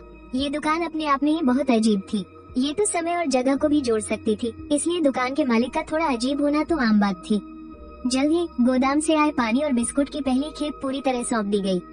मैंने दुगु युए को समझाया, मेरा गोदाम बस इतना ही बड़ा है, इस बार बस इतना ही सामान आ पाया। तुम दोपहर बाद फिर आना, बाकी का माल तब तक पहुंच जाएगा। उस समय मैं तुम्हें एक ही बार में सारा सामान लाद दूंगा। दुगु युए जरा भी नहीं हिचकिचाया और जाने के लिए मुड़ गया। फिलहाल ये कई का 1000 बक्सों का सामान सेना के लिए शहर पर हमला शुरू करने के लिए काफी था। अगर लड़ाई सही से चली तो हो सकता है कि बाद के सामान के बिना ही वे योंगजोउ शहर पर कब्जा कर लें। पर दरवाजे तक पहुंचते पहुंचते दुगु युए को जैसे अचानक कुछ याद आया। वो रुका, पीछे मुड़ा और पूछा, मालिक ये क्या आपके पास बाहरी चोटों के इलाज के लिए कोई सामान है? और आपात स्थिति में जख्म साफ करने के लिए तेज शराब भी। जितनी ज्यादा हो उतना अच्छा। मैं सुनते ही समझ गया और मुस्कुराकर सिर हिलाया। तुम्हें डर है कि लड़ाई के समय सैनिक घायल हो जाएंगे और आपातकालीन इलाज के लिए कुछ नहीं होगा, है ना? इसका इंतजाम हो जाएगा। तुम बस चांदी दे दो, मैं अभी तुम्हारे लिए माल का बंदोबस्त करता हूँ। मैं गारंटी देता हूँ कि तुम्हारे लिए सब कुछ तैयार कर दूंगा। दुगु युए की आंखों में तारीफ की एक झलक दिखी। तुम इंतजार करो, ये कहकर वो मुड़ा और जल्दी से पिछले दरवाजे से बाहर चला गया। थोड़ी ही देर में दुगु युए पसीने से लथपथ अंदर आया और एक और भारी थैला आगे बढ़ाया। उसकी आवाज में जल्दी थी, फिलहाल बस इतना ही है। इसके अंदर 10-10 तोले की 20 चांदी की सिलियां और 10-10 तोले की 10 सोने की सिलियां हैं। अगर यह काफी ना हो तो अगली बार मैं तुम्हें और दे दूंगा। ठीक है, कोई बात नहीं। मैंने थैला लेकर उस पर एक नजर डाली और तुरंत मान गया। हम दोनों ने ही बिना कुछ कहे कीमत की बात नहीं छेड़ी। मुझे पुराने जमाने में जख्मों के इलाज के सामान की कीमतों का अंदाजा नहीं था। मुझे डर था कि कहीं ज्यादा कीमत बताकर मैं दुगु युए को डरा ना दूं, और यह भी डर था कि कहीं कम कीमत बताकर अपना ही नुकसान ना कर बैठूं। वहीं दूसरी तरफ दुगु युए अच्छी तरह जानता था कि लड़ाई के समय जख्मों के इलाज का सामान कितना कीमती होता है। ये सैनिकों की जान का सवाल था। बस अगर काफी सामान मिल जाए तो वो कितना भी महंगा क्यों ना हो, सौदा बुरा नहीं था। शुरू में मैंने सोचा कि सीधे जख्म साफ करने वाली दवा की बोतलें खरीद लूं, और फिर मैंने सोचा दुगु युए के पास हजारों सैनिक हैं। लड़ाई के समय घायल होने वाले लोग यकीनन कम नहीं होंगे। जख्म साफ करने वाली कितनी दवा काफी होगी? मैंने पास की कुछ दवा की दुकानों में पूछा और दुकान के मालिक मुझे अजीब नजरों से देखने लगे। वे बार बार पूछते रहे कि मुझे ये किस लिए चाहिए। उनके सवालों से मैं तंग आ गया था, तो मैंने बड़ी मात्रा में जख्म साफ करने वाली मेडिकल दवा खरीदने का विचार छोड़ दिया। वैसे भी अनाज से बनी तेज शराब का इस्तेमाल भी आपात स्थिति में जख्म साफ करने के लिए किया जा सकता है। इससे जख्म भी साफ हो जाएंगे और कोई मुझसे सवाल जवाब भी नहीं करेगा। मैंने तुरंत पास के गांव की शराब की भट्टी के छिनबो को फोन किया। छिनबो कई सालों से उस गांव में शराब बना रहा था। उसकी बनाई शराब का स्वाद असली होता है, उसमें कोई मिलावट नहीं होती और कीमत भी सस्ती होती है। मेरी ये बात सुनते ही कि मुझे सबसे तेज शराब खरीदनी है, छिनबो का चेहरा खुशी से खिल उठा। है मेरे पास डबल डिस्टिल्ड शराब है, पूरे 60 डिग्री की, आमतौर पर 15 रुपए किलो बिकती है। अगर आपको ज्यादा चाहिए तो मैं आपको 10 रुपए किलो के हिसाब से लगा दूंगा। इस शराब में नशा बहुत ज्यादा है, इसलिए आमतौर पर इसकी बिक्री अच्छी नहीं होती। ये लगभग 1 साल से रखी हुई है। अच्छा, यही सब चाहिए। मैं फौरन राजी हो गया। मैंने फिर पूछा, छिनबो आपके पास ये डबल डिस्टिल्ड शराब कुल मिलाकर कितने किलो है? छिनबो ने एक ठंडी सांस भरी। उसने हैरान होकर पूछा, आपको सारी चाहिए? मेरे पास लगभग 300 किलो और होगी। आपको पक्का यकीन है? सब चाहिए? मैंने बिना सोचे कहा। कुछ ही देर में छिनबो अपनी तिपहिया गाड़ी पर डबल डिस्टिल्ड शराब दुकान पर पहुंचा गया। मैंने मौके पर ही छिनबो को 3000 रुपए दे दिए और इस तरह इमरजेंसी में कीटाणुनाशक के तौर पर इस्तेमाल होने वाली तेज शराब की समस्या आसानी से हल हो गई। तेज शराब का इंतजाम करने के बाद मैंने फौरन एक ऐप पर चोट लगने पर काम आने वाले इमरजेंसी सामान का ऑर्डर दिया। खून रोकने वाला पाउडर, खून रोकने वाला स्प्रे, स्टेराइल बैंडेज भी बहुत जरूरी है, बुखार और दर्द की दवा, सूजन और इन्फेक्शन कम करने वाली गोलियां भी तैयार रखनी होंगी।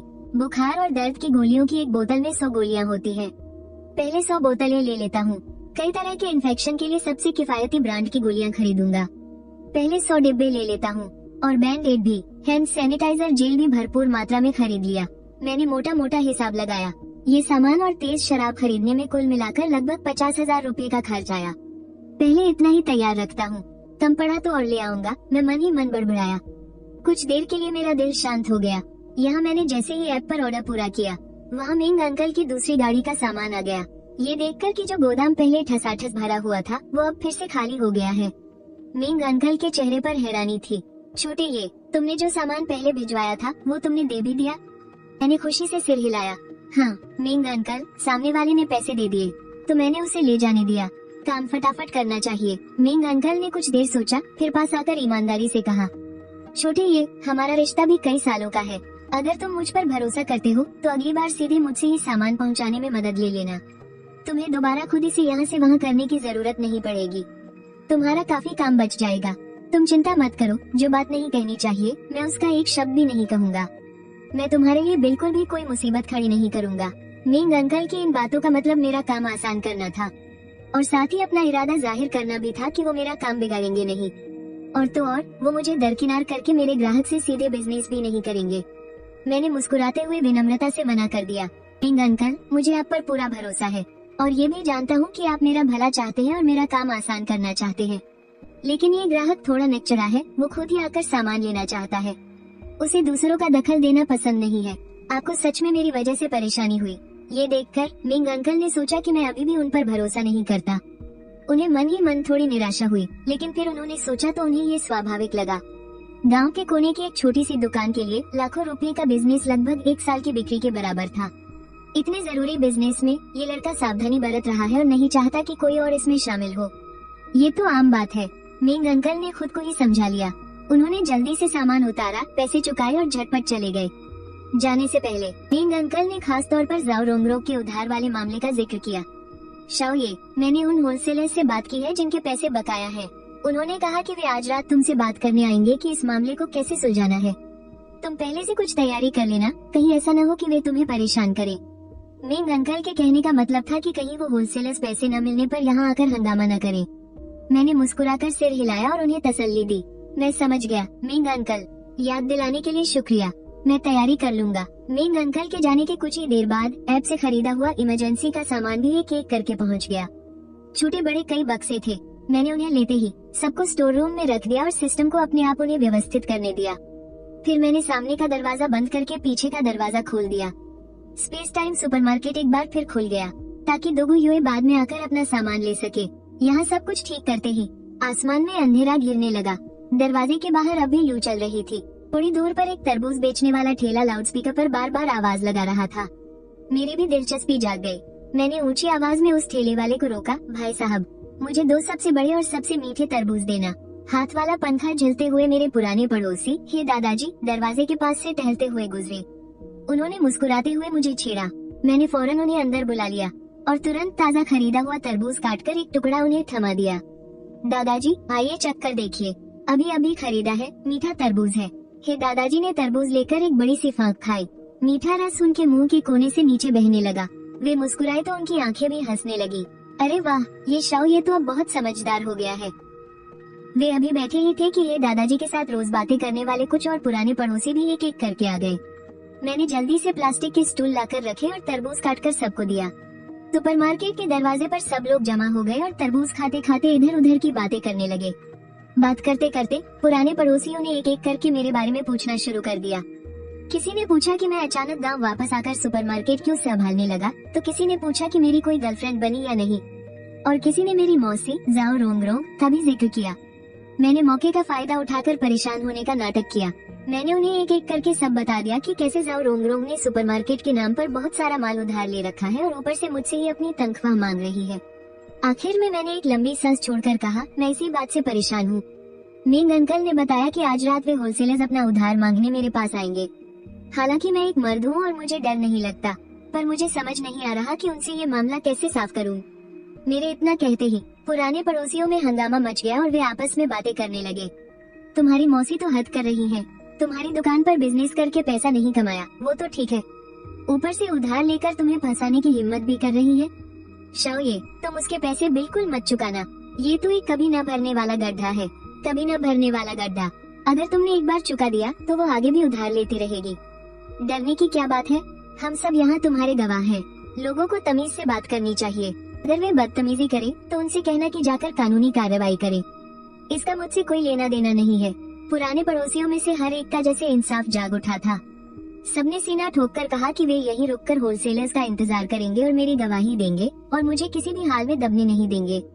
मैं सबका जोश देखकर मन ही मन बहुत खुश हुआ, पर थोड़ा सा बुरा भी लगा।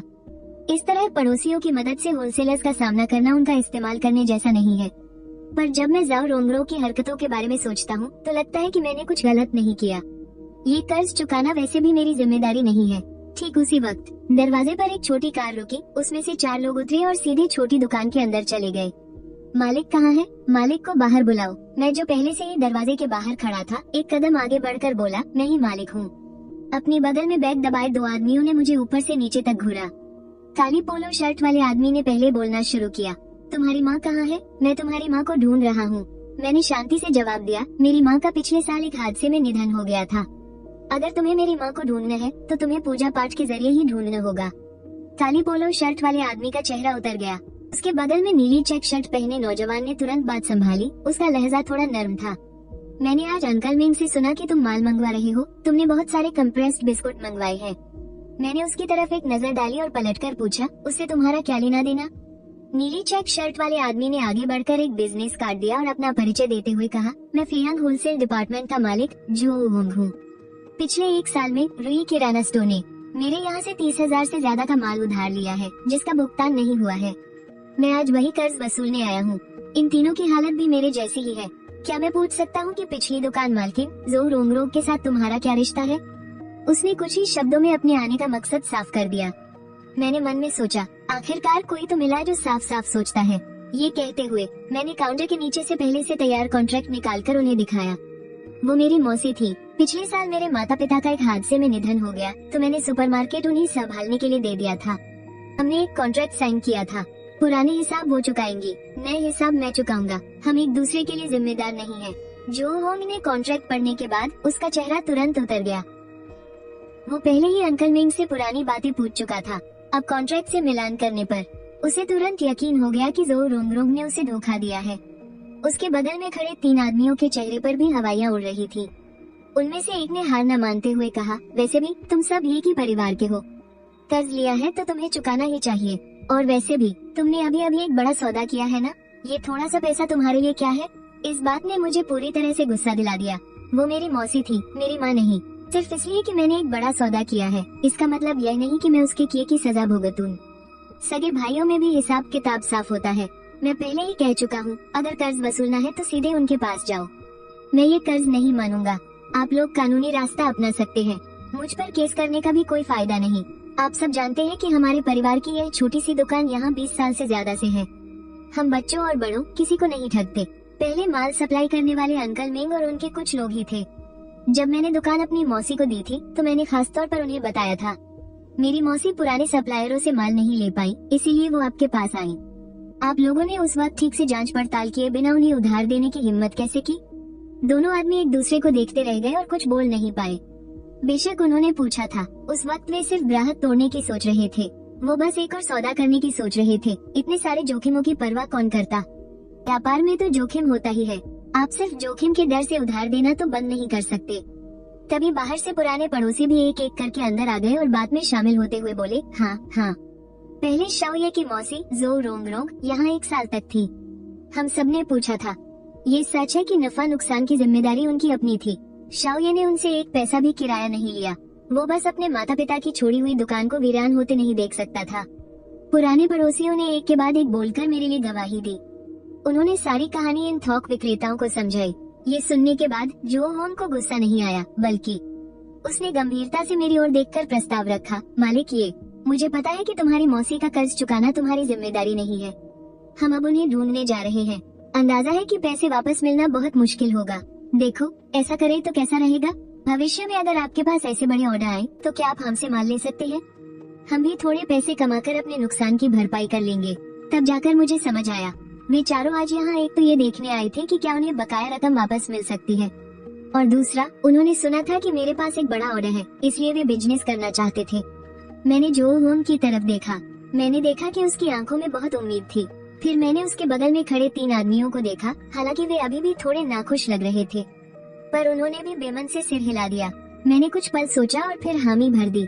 अगर जरूरत पड़ी तो मैं आप लोगों से माल खरीद सकता हूँ, लेकिन मुझे ये पक्का करना होगा कि माल की क्वालिटी अच्छी हो और दाम भी दूसरी जगहों से ज्यादा न हो। क्या आप लोग ऐसा कर सकते हैं?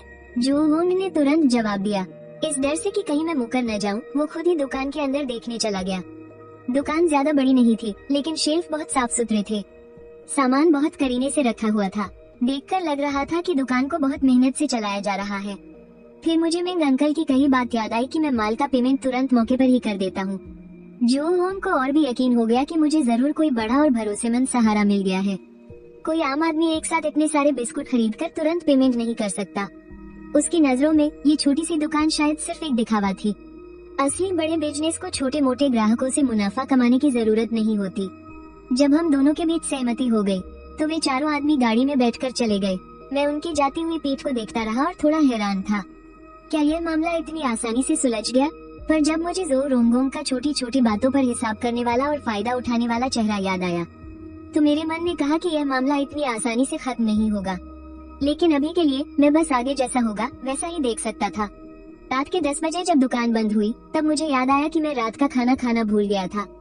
पर जैसे ही मैंने सोचा कि आज मैंने पूरे 1000 से ज्यादा युआन कमाए हैं, मेरे दिल की खुशी ने भूख को दबा दिया। मैं उम्मीदों से भरा गहरी नींद में सो गया, इस बात से बिल्कुल अनजान कि इस वक्त दुगुयुए अपने सैनिकों के साथ योंगजू शहर पर रात में हमला कर रही थी। आज रात दुगुयुए को लगभग कैंप में ही रोक लिया गया था और उसे सेना के साथ युद्ध के मैदान में जाने की इजाजत नहीं थी। इसका कारण कुछ और नहीं था, सिवाय इसके कि वो जो बाहरी चोटों के लिए आपातकालीन सामान लाई थी वो बहुत ज्यादा काम का था। दिन में हमले की पहली लहर में कई सैनिक घायल हो गए थे। डॉक्टर शेन ने दुगुयुए के निर्देशों के अनुसार अपने हाथ धोए, जीवाणुरहित दस्ताने पहने और सैनिकों के घावों को साफ किया। जिन घावों गहरे नहीं थे उन्हें तेज अल्कोहल में डूबी रुई से पोंछने के बाद उन पर खून रोकने वाला स्प्रे लगाया गया और फिर उन्हें सूजन रोधी एक गोली दी गई। इससे न केवल उन्हें कोई बेचैनी या बुखार हुआ बल्कि घाव भी जल्दी भर गए। आज दुगु श्याओ भी घायल हो गया था। उसकी बाहों पर 1 इंच लंबा घाव हो गया था, खून बह रहा था। डॉक्टर शेन ने घाव को तेज अल्कोहल से पोंछा, उस पर खून रोकने वाली दवा छिड़की और एक जीवाणु रहित पट्टी लगा दी। इसके बाद दुगु श्याओ फिर से युद्ध में कूद पड़ा। जब वो वापस लौटा तो उसने देखा कि उसका घाव हमेशा की तरह फटने के बजाय काफी हद तक भर गया था। जाहिर है कि वो ठीक हो रहा था। डॉक्टर शेन और दुगु श्याओ दोनों हैरान रह गए। पहले एक युद्ध के बाद कम से कम कई सौ घायल सैनिक दोबारा युद्ध के मैदान में नहीं जा पाते थे, लेकिन आज दुगु युए का लाया हुआ सामान इस्तेमाल करने के बाद गंभीर रूप से घायलों को छोड़कर जिन्हें आराम की जरूरत थी, मामूली घायल सैनिकों को पट्टी लगाकर और दवा खाकर वापस युद्ध के मैदान में जाने में कोई दिक्कत नहीं हुई। इसने निस्संदेह युद्ध में होने वाले नुकसान को कम किया और सेना की ताकत को बनाए रखा। इस तरह की अच्छी बात के बारे में उन्होंने पहले कभी सोचने की भी हिम्मत नहीं की थी। आपको पता होना चाहिए कि कई सैनिक युद्ध के मैदान में नहीं मरते, बल्कि घायल होने के बाद इलाज न हो पाने के कारण उनके घावों में संक्रमण हो जाता था और आखिर में उन्हें बचाया नहीं जा पाता था। इसी वजह से दुगु श्याओ खास तौर पर दुगु युए से बात करने गया। एक काम करो, तुम आज रात युद्ध के मैदान में मत जाओ। घायल सैनिकों को इस सामान की जरूरत है। तुम उस दुकान पर जाकर और सामान भी ला सकती हो। अगर तुम्हें कुछ हो गया तो फिर इतनी अच्छी चीजें खरीदने का मौका नहीं मिलेगा। दुगु युए ने कुछ देर सोचा। उसने चमड़े का एक कवच उठाया और पहन लिया। अब तो आपको तसल्ली हो गई होगी, है ना? दुगु श्याओ ने उसकी दृढ़ आंखों को देखा और आखिरकार उसे फिर नहीं रोका। दुगु युए युद्ध के मैदान में उतरी, साथ में काम आने वाली आपातकालीन चीजें भी थी। सेना का मनोबल बहुत बढ़ गया था। सैनिकों को पता था कि मामूली चोट लगना कोई बड़ी बात नहीं है, बस इन चीजों का इस्तेमाल करने से घाव जल्दी ठीक हो सकते थे। इसलिए हमला करते समय वे और भी ज्यादा बहादुर और निडर हो गए। जब योंगजोउ शहर पर कब्जा हुआ, शहर की रक्षा करने वाला सेनापति हैरान था। उन्हें साफ पता चला था कि दुगु परिवार की सेना के पास कई दिनों से खाने पीने की कमी थी, तो फिर वे इतने बहादुर कैसे हो सकते थे? हर कोई मरने से नहीं डर रहा था। उसे जवाब में अपने माथा की सफाई नहीं मिली, बल्कि हवा को चीरता हुआ एक तीर आकर सीधे उसे लगा। योंगजोउ शहर पर कब्जे के साथ ही दुगु युए ने गंभीर आवाज में आदेश दिया, शहर के अमीर घरों में अवैध रूप से जमा किया गया अनाज और धन जब्त किया जा सकता है। आम लोगों को मारना मना है, औरतों को परेशान करना मना है। आदेश न मानने वालों को सैन्य कानून के अनुसार सजा दी जाएगी। तभी सैनिक बहुत खुश हुए और शहर में ऊंची दीवारों और बड़े आंगनों वाले अमीर घरों की ओर दौड़ पड़े। दुगु युए ने झुंड में जाते हुए सैनिकों को देखा। उसकी आंखों में उदासीनता भरी थी। सेना कई दिनों तक शहर के बाहर भूखी फंसी रही। सैनिकों के मन में बहुत सी भावनाएं दबी हुई थी। सिर्फ सामान जब्त करना और किसी को चोट न पहुंचाना, ये पहले से ही सबसे बड़ी मेहरबानी थी। वो मुड़ी और उस जगह की ओर चली गई जहां दुगु श्याओ था और झुककर प्रणाम किया। मार्शल, मैं पहले वापस जा रही हूँ। दुगु श्याओ ने उसकी तरफ एक नजर डाली और देखा कि वो घायल नहीं है। उसने सिर हिलाया। दुगु युए शीमा कस्बे लौट गई। सबसे पहले वो डॉक्टर शेन के पास घायल सैनिकों की संख्या और जरूरी सामान की सूची की पुष्टि करने गई। डॉक्टर शेन ने मेज पर रखी जीवाणु रहित पट्टियों की ओर इशारा करते हुए जल्दी से कहा, ये चीज 1000 काफी नहीं होगी। जितनी ज्यादा हो उतना अच्छा है। और यह खून रोकने वाला पाउडर और स्प्रे भी। सूजन रोधी गोलियां हमें जितनी हो सके उतनी ज्यादा जमा करनी होंगी। दुगु युए ने आसमान की ओर देखा। काफी रात हो चुकी थी। वो जानती थी कि वो दुकान बंद हो गई होगी, इसलिए उसने इस समय का इस्तेमाल करके जरूरी सामानों की एक एक करके सूची बनाने का फैसला किया ताकि कुछ छूट न जाए। सूची बनाने के बाद दुगु युए को कुछ और याद आया। उसने गंभीर आवाज में पुकारा, कोई है? उसने आदेश दिया कि अमीर घरों से जब्त किए गए सोने और चांदी के पिंड लाए जाएं। साथ ही अच्छी गुणवत्ता वाले कुछ कांटे, अंगूठियां, गहने और कपड़े भी चुनकर लाए जाएं। दुगु युए ने निर्देश दिया। वो जानती थी कि वो दुकान फीके पड़ चुकी या टूटे हुए चांदी के टुकड़े नहीं लेती थी। वो सिर्फ सोने चांदी के पिंड और तांबे के सिक्के ही लेते थे। और जहाँ तक उन कांटों, अंगूठियों, गहनों और कपड़ों की बात है, वो नौजवान मालिक ये शायद उन्हें पसंद करेगा। उससे इतना कीमती सामान खरीदने के लिए कुछ तो करना ही चाहिए।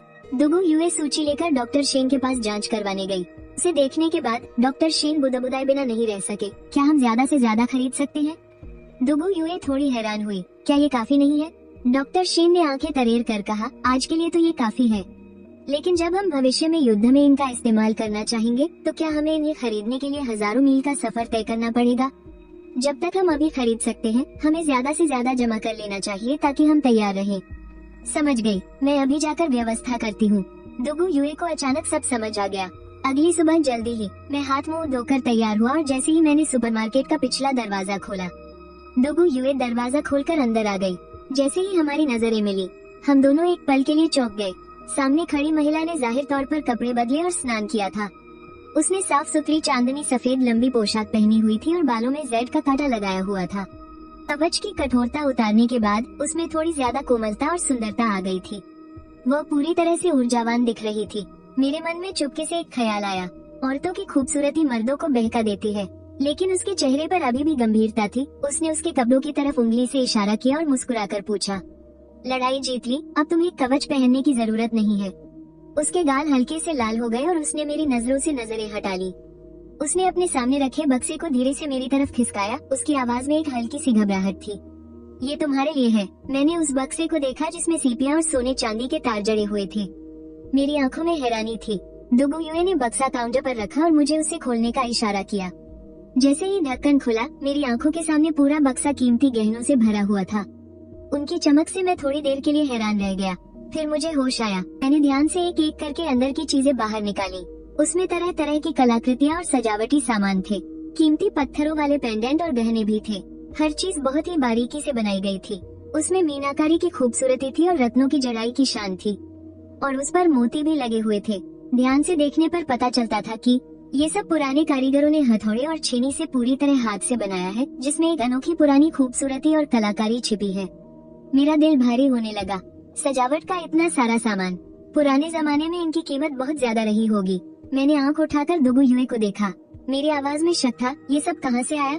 कल रात शहर पर कब्जा करते समय शहर के अमीर लोगों के घरों से जब्त किया है। मैंने कुछ खूबसूरत चीजें उठाकर तुम्हारे लिए एक बक्से में रख दी। दुगु युए की आवाज तो शांत थी, लेकिन उसकी आंखों में मुझे खुश करने की कोशिश छिपी थी। उसकी बात खत्म होते ही दुगु युए ने देखा कि मेरी त्योरियां चढ़ गईं। मेरे चेहरे पर थोड़ी नाराजगी थी।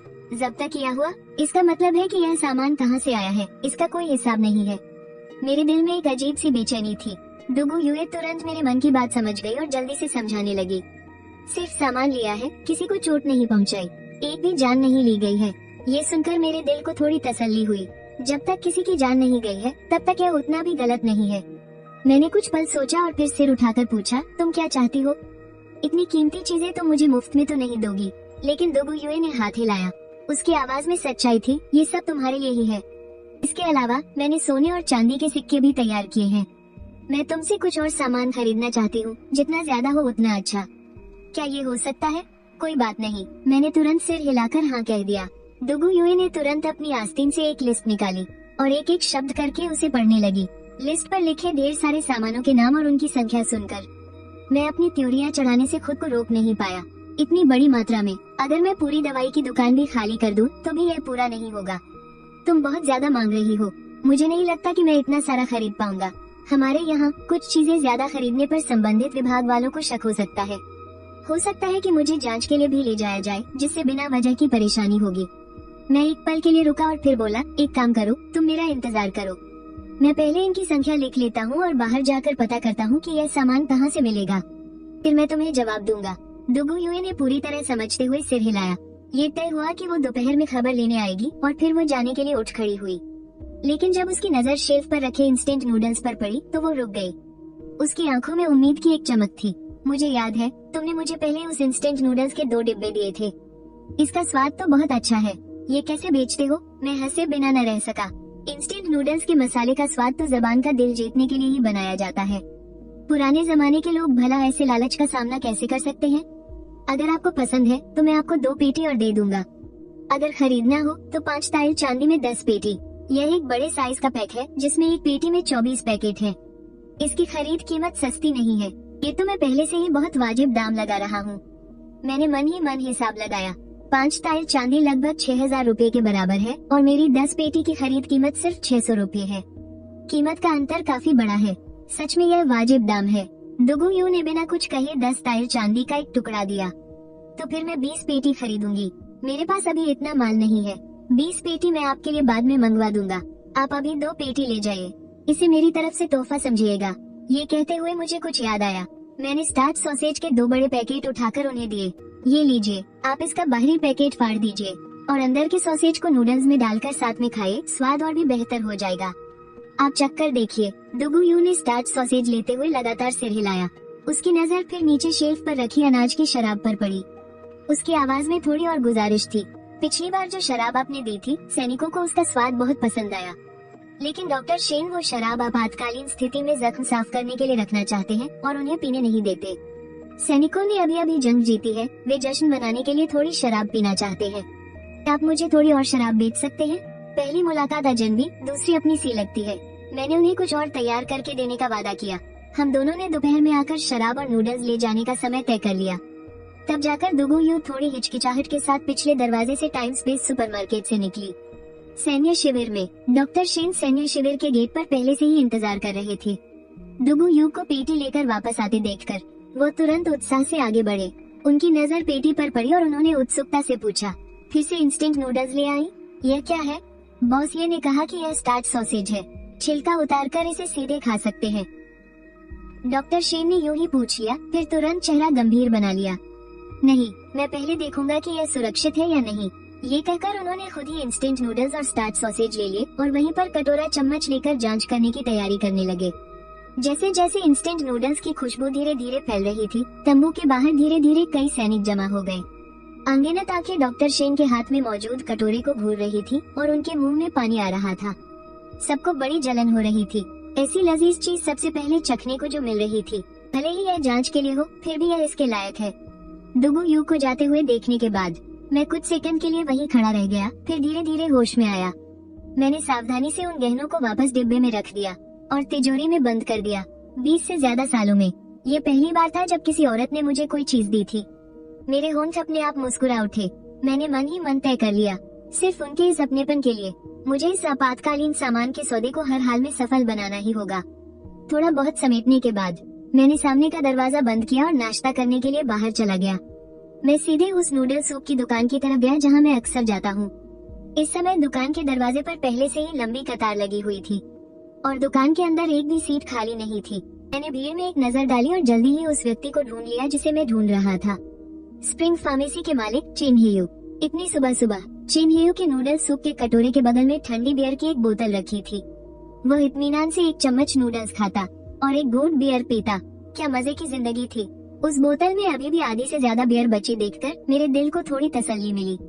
लगता है कल रात उन्होंने ज्यादा नहीं पी, आज अच्छे से बात हो पाएगी।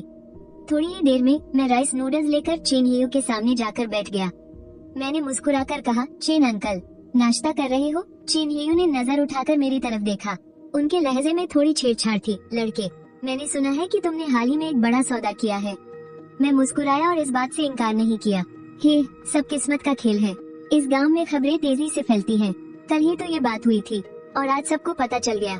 उन्हें अपनी शराब खत्म करते देख और नूडल्स भी लगभग खत्म करते देख मैंने जल्दी से अपने कटोरे के नूडल्स खत्म किए। मैं तेजी से उनके पीछे गया और ईमानदारी से कहा, चेन अंकल, मुझे आपसे कुछ पूछना था। चेन हियू ने मुड़कर मेरी तरफ देखा। उनके चेहरे पर एक जानी पहचानी मुस्कान थी। तुम लड़के, अगर कोई काम ना होता तो तुम खुद से मेरे पास बिल्कुल नहीं आते।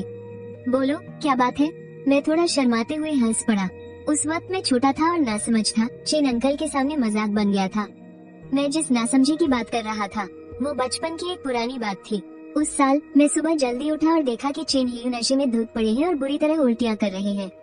मैं इतना डर गया कि जोर जोर से रोने लगा। बाद में मेरे पिताजी ने आकर उन्हें पेट साफ करवाने के लिए अस्पताल पहुंचाया।